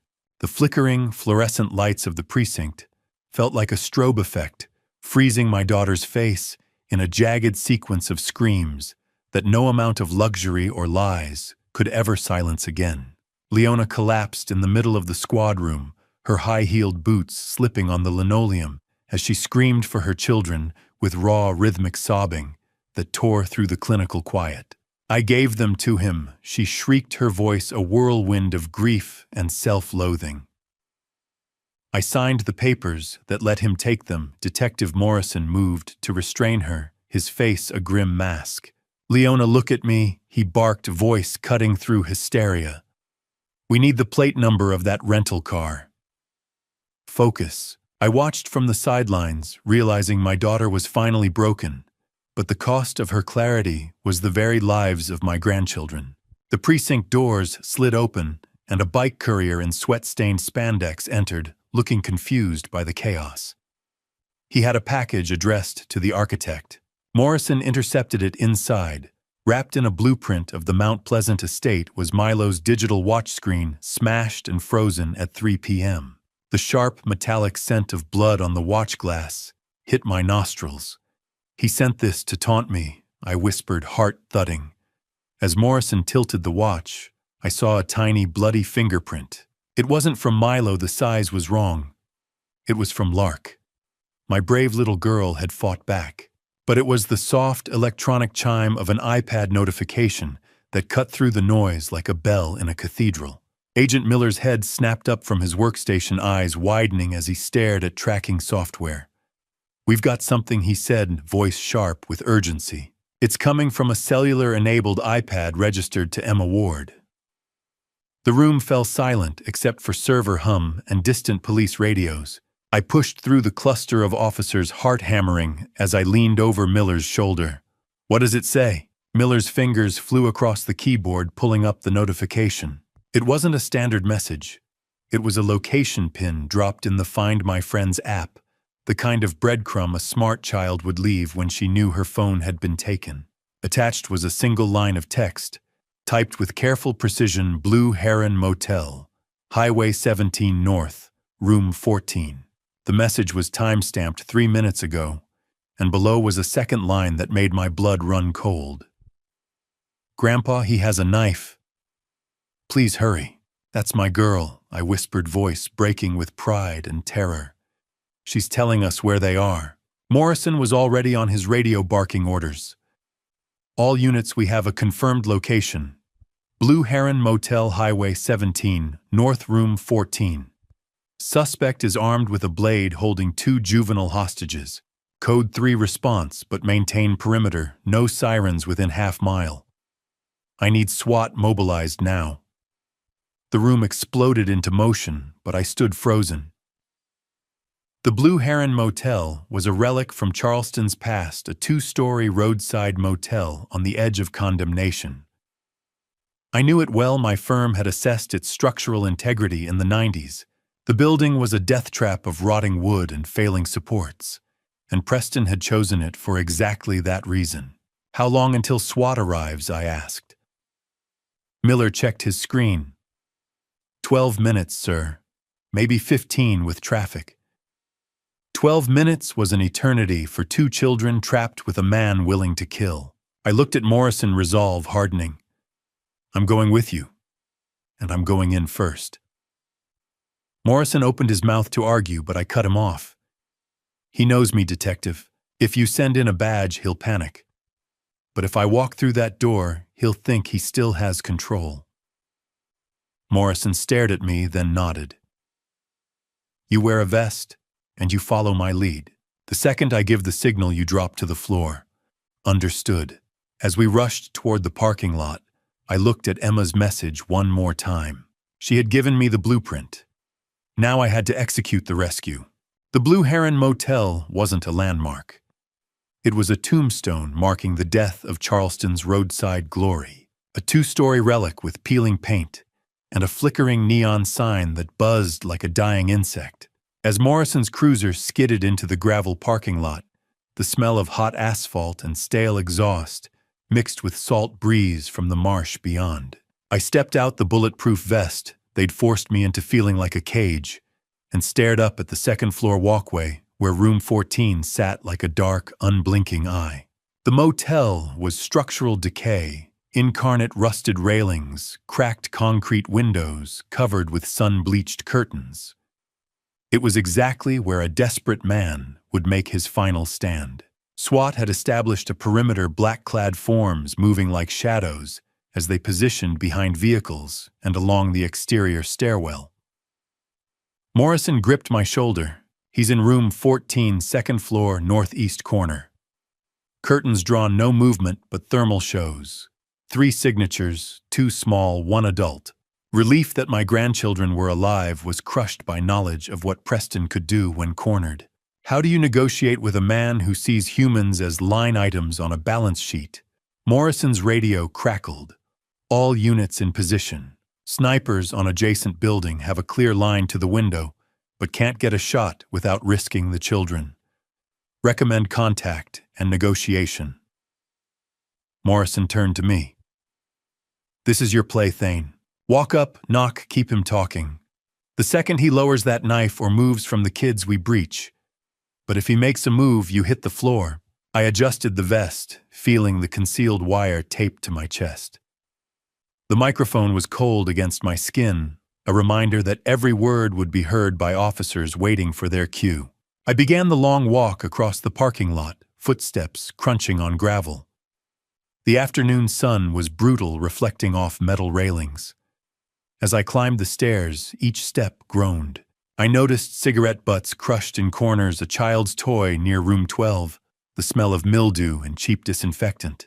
When I reached the walkway, I saw the door, faded teal paint, tarnished brass number hanging askew. I paused, hand hovering, and took a breath. A television filtered through the walls news discussing the Amber Alert with my grandchildren's faces. "Preston," I called out, voice steady despite adrenaline. "It's Thane. I'm alone. No police, no weapons. I just want to talk." Silence was a living weight, suffocating. Then the metallic click of a deadbolt withdrawing, and the door cracked open. Preston's face appeared in the gap, and I barely recognized him. The expensive running gear was gone, replaced by a rumpled shirt stained with sweat. His eyes were bloodshot and wild, the polished manager stripped away to reveal a hollow shell. "You shouldn't have come, Thane," he whispered. "This could have ended cleanly. Now you're making it worse." Behind him I glimpsed Milo and Lark, huddled on the far bed faces, pale with terror. The structural walls of my resolve solidified as I looked into my grandchildren's eyes and knew that whatever happened next, I would not let this man take them from me. The motel room was a capsule of desperation, air thick with stale cigarettes and fear. I stepped across the threshold, eyes locking onto Milo and Lark on the far bed. They were alive, but terror in their eyes was a knife twisting in my chest. Preston closed the door with a soft click, the deadbolt sliding home with finality. The room was exactly what I'd expected. 2 sagging beds with faded floral bedspreads, a battered nightstand, a small table near the window where Preston had set up his command center. His laptop displayed live news coverage, and beside it lay a hunting knife with a 6-inch blade gleaming under fluorescent light. "Don't move," Grandpa Milo whispered. "He has the knife." I raised my hands slowly, palms out. I could feel the wire pressing against my chest microphone, picking up every word for Morrison's team outside. "I'm not here to fight you, Preston. I'm here because you called me to the river once, and now I'm calling you back to dry ground." Preston's laugh was bitter and hollow. "Doesn't have to end, Thane. It already ended. The fund is gone. Marcus is gone. Leona's testimony destroyed everything. All I have left is leverage." He gestured toward the children with the knife blade catching light sickeningly. I took a careful step closer, positioning myself between Preston and the kids. The floor creaked, a reminder that this structure, both building and situation, was on the verge of collapse. "You think they're leverage?" I kept my tone conversational. "Preston, they're your stepchildren. You tucked them in, went to their school plays.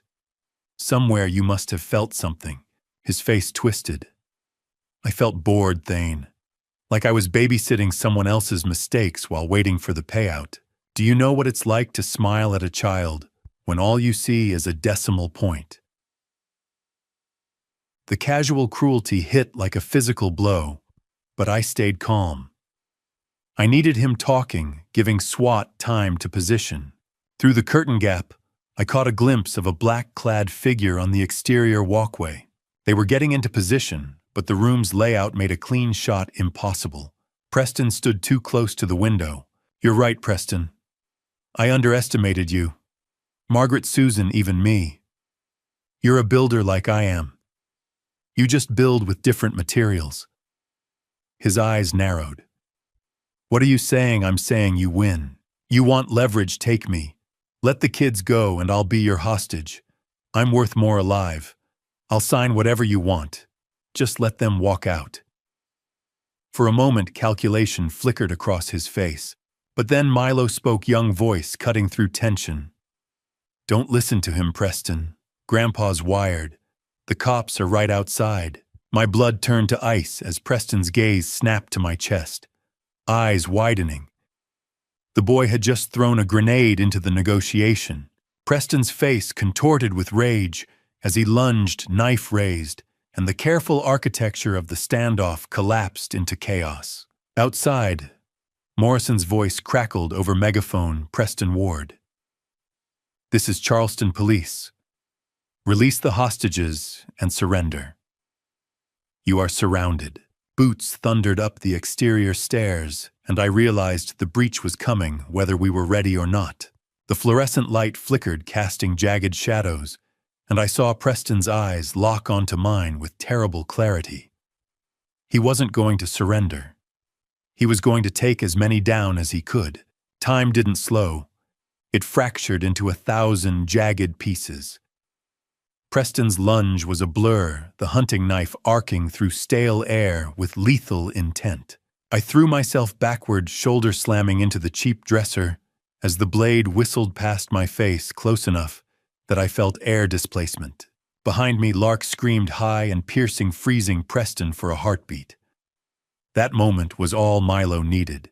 The boy launched from the bed, colliding with Preston's legs in a desperate tackle that sent him stumbling. The knife clattered across the floor, skittering under the bed, and I heard the most beautiful sound, the splintering crack of the door being blown off its hinges. Breach, breach, breach, SWAT flooded in like a black tide boots thundering. Flash grenades detonated with blinding light and concussive blast that rattled my teeth. I dropped to the floor, covering my head, as the world became chaos, shouted commands, and acrid smoke. Get down, get on the ground. Hands where we can see them. Preston's scream of rage cut short as officers tackled him, their weight driving him into carpet. Zip ties ratcheted tight, then Morrison's voice. Secure the suspect. Get the children out. Clear the room. Strong hands pulled me up, guiding me toward the door. Through smoke, I saw Milo and Lark being carried out by officers wrapped in protective arms. Grandpa Lark's voice cut through noise. I'm here, sweetheart, I called, voice breaking. You're safe now. As I was led onto the walkway, afternoon sun hit like a physical blow. The parking lot was a sea of flashing lights, patrol cars, ambulances, fire trucks, converging on this roadside pocket, where our darkest chapter had reached its conclusion. Behind me, Preston's voice raw and stripped. You don't understand, he screamed as they dragged him out. I needed that money. The fund was collapsing. I had no choice. Morrison appeared at my side, hand gripping my shoulder. You had a choice, Preston. You chose to be a predator. Now you live with consequences. As Preston was hauled downstairs, I caught one last glimpse of his face. The polished manager, the charming son-in-law, the man who'd stood at my daughter's wedding, all gone. What remained was hollow shell, a structure rotten from the foundation up. Medics swarmed Milo and Lark, while I stood on the walkway, legs weak. Morrison guided me to sit on the top step metal railing, cool under my palm. You did good, Thane. You kept him talking long enough for us to position. If you hadn't walked through that door, this could have ended differently. I looked down at the parking lot where Preston was being loaded into a patrol car, hands cuffed. The hunting knife had been bagged as evidence blades still gleaming. I thought about Margaret and Susan, names reduced to line items. I thought about the river and the push, and I thought about 2 children in the ambulance alive, because a 12-year-old had been brave enough to tackle a monster. Leona arrived moments later, car screeching to a halt at the perimeter. She ran toward the ambulance, face a mask of anguish and relief as she gathered Milo and Lark into her arms. I watched as she collapsed to her knees, sobbing into their hair, and I knew that whatever trials awaited her, this reunion was the first honest thing she'd done in years. As the sun dipped toward the horizon, I made my way down the stairs. Each step felt heavy, the weight of everything pressing down. But when I reached the bottom and felt solid ground beneath my feet, I realized I was still standing. The structure of my life had been tested, cracked, nearly destroyed, but the foundation had held. They say justice is blind, but as I walked into that courtroom, I realized she was also cold, efficient, and entirely indifferent to the fact she was tearing the last of my family apart. I stepped into Charleston County Courthouse, air thick with floor wax and old paper footsteps echoing against high ceilings. Morning light filtered through tall windows, casting geometric shadows across polished marble. Judge Holloway sat behind the bench like a gargoyle of law eyes weathered by decades of seeing Charleston's worst. I sat in the front row as Preston Ward was led in, stripped of designer suits and swagger. He wore standard orange that looked like a structural defect against mahogany paneling. The prosecution presented the predator's journal and Milo's recordings, painting a picture of a man who treated homicide as line-item expense. They detailed Margaret Thornton's boating accident, Susan Whitfield's drowning, and the meticulous planning of my attempted murder.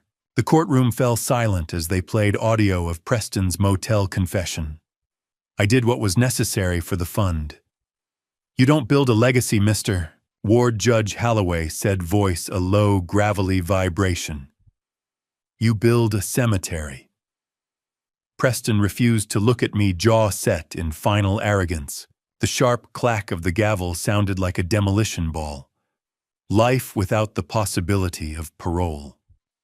The second trial followed immediately, cutting deeper. Marcus Webb Preston's biological brother and co-conspirator was led in wearing chains. The corrupt lawyer had been apprehended at Atlanta Airport, attempting to board a flight to the Caymans with $3 million in cryptocurrency. His arrest had been swift. Morrison's coordination with federal marshals. Webb's face was resigned as charges were read: conspiracy to commit murder, elder abuse, fraud, money laundering, obstruction. Evidence was overwhelming: forged power of attorney shell companies, notarized documents that nearly stripped me of everything. He didn't fight. He simply sat as his attorney negotiated a plea deal for testimony against Preston. 15 years, Judge Holloway announced, gavel striking. No parole eligibility for the first 10. As Webb was led away, he glanced at me, and I saw not remorse but cold acknowledgement that he'd been outplayed.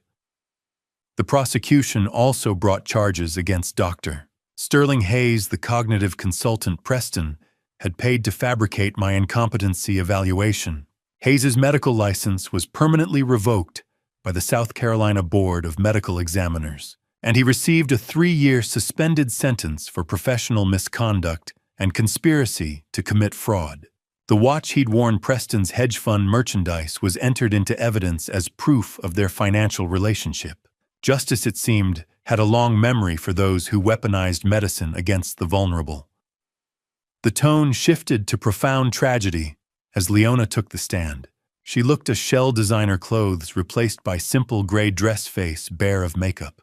She pleaded guilty to conspiracy, grand larceny, elder abuse, voice barely a whisper as she recounted her role. "I wanted the life he promised.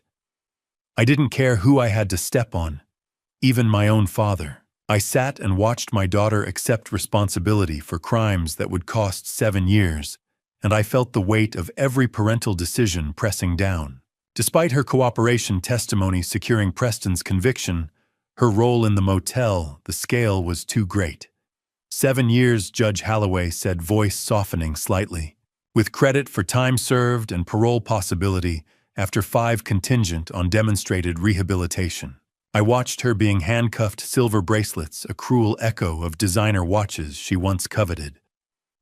As she was let out, she turned one last time. "I'm sorry, Daddy," she mouthed, tears streaming. I nodded, unable to speak. After adjournment, Morrison handed me a heavy folder containing court-ordered restitution and Mount Pleasant estate dissolution. I was granted full permanent guardianship of Milo and Lark, marking the start of a different architectural project, one requiring patience, love, and foundation built on honesty rather than gold. "They're safe now," Thane Morrison said on the courthouse steps. "But they're going to need shoring up." I looked at the folder, then at the empty space where my daughter had stood, and realized the hardest part of being an architect wasn't the building, it was knowing which parts of a ruin were worth saving. I spent the morning checking railings on the back porch, not because I didn't trust the wood, but because verifying every support beam had become the only way I knew how to breathe. 6 months had passed since the trials, 6 months of learning to be a full-time guardian while carrying the weight of a daughter locked behind bars. The visiting room at Leith Correctional Institution smelled of industrial cleaner and despair. I sat at a small metal table, hands folded, waiting for the guard to bring Leona out. Milo and Lark sat beside me, young faces tense. "It's okay to be nervous," I told them quietly. "She's going to look different, but she's still your mom." The door buzzed open, and Leona walked in. The transformation was structural designer labels gone replaced by standard beige uniform. Her hair was pulled back, face bare, eyes carrying a clarity I hadn't seen in years. "Daddy," she whispered, voice breaking. "I didn't think you'd come." Milo and Lark launched themselves at the plexiglass barrier, hands pressed against the surface. "Mom, we missed you." Leona pressed her own hands against the glass, matching their small palms. "I missed you too, babies. Every single day." The guard allowed a brief contact visit, a privilege earned through good behavior. She hugged Milo and Lark with a desperation that spoke of 6 months separation. When she released them, she turned to me. "I don't know how to start, Dad. I don't know how to apologize." "Forgiveness isn't a sudden coat of paint, Leona," I replied, taking her hand. "It's the slow process of sanding down old layers until you find smooth wood underneath." She told me about the forensic accounting degree, the therapy sessions confronting the materialism that made her vulnerable. "I want to help people like you, Dad. Track down predators so no one else goes through this." Leona pulled out a handwritten letter, hands shaking. She read aloud a detailed accounting of every decision, every forged signature, every moment she'd chosen silence over truth. Not an excuse, a confession. At the end, she looked directly at me. "I chose the gold over you, and I'll spend the rest of my life proving I understand what I lost." I reached into my jacket and pulled out Helen's note. "Your mother knew, Leona," I said quietly. "She saw the shadows in Preston's eyes before any of us did." Leona unfolded it with trembling hands, reading the elegant script. "Don't let our daughter lose her way in the shadows." Tears streamed as she pressed it to her chest. "Mom tried to save me," she whispered. And I didn't listen. As the guard signaled time was up, Milo handed his mother a drawing, a sketch of the Trad Street house, with all of us on the porch, including a small figure labeled, "Mom coming home soon." Leona held it to her chest. "I'll be home, and when I am, I'll be the mother you deserve." As we walked out into bright November sun, Lark slipped her hand into mine. "Do you think she meant it?" "Grandpa," I looked back at the gray concrete building, then down at her hopeful face. "I think she's finally building a foundation worth standing on." 3 years later, I stood at the water's edge, fingers tracing the cold, reinforced steel of the new railing along the Ashley River Promenade. A small memorial plaque honored Margaret and Susan, the women Preston had treated like disposable scaffolding. The double-bolted supports were exactly what I had recommended. You can't stop the tide, but you can make sure the pilings are deep enough to hold. Never let them tell you that your years have made you weak. Your years are your reinforcement. I reflected on the true meaning of family structure, thinking of Milo's keen eye and Lark's resilience. They were the load-bearing beams of a future that a predator tried to demolish. Even Leona's scars were part of the foundation now. The oldest buildings know how to survive the storm. I looked out at the Charleston winter sunset, the sky turning deep purple. I have signed over the garrison firm to Milo, ensuring the legacy continues through the boy who saw the first crack in the wall. Life isn't a finished drawing. It's a constant revision of blueprints until the structure can stand on its own. I turned my back on the river and walked toward the light of my home, knowing that while the water would always be there, I finally knew how to build a bridge that would never break. Looking back now, I realized this was never just a fight for survival. It was a painful family story about blindness, pride, and the dangerous comfort of trusting the wrong people. For years, I believed that providing for my family was enough. I thought that love, silence, and patience would somehow hold everything together. But the truth I learned from this family story is simple: when respect disappears, the foundation of a family is already beginning to crack. If you take anything from my family story, let it be this: never ignore the warning signs, simply because the person hurting you shares your last name. Some people watching might call what happened a dad revenge, but in my heart, it never felt like revenge. A real dad revenge would have been driven by anger and bitterness. What I chose instead was something harder: boundaries, truth, and the courage to stand up before everything collapsed. If there is one mistake I hope you never repeat from my journey, it is sacrificing your dignity just to keep the peace. Sometimes people describe my actions as a dad revenge, but for me it was about protecting the innocent and refusing to let evil hide behind the word family. I also learned something deeper about faith. There were moments when I thought the river would be the end of my story, but somehow the truth surfaced at exactly the right time. I believe that God has a way of revealing what is hidden when the moment is right, even when darkness seems stronger. Thank you for walking with me all the way to the end of this journey. I'd truly like to hear your thoughts. What would you do if you found yourself in that same impossible situation I faced? Your perspective matters more than you know. If this story resonated with you, consider subscribing so you don't miss the next one. And a gentle note: while the narrative touches on real-world themes and social issues, certain elements were dramatized to enhance the storytelling experience. If this type of story isn't for you, feel free to explore other videos that may suit you better.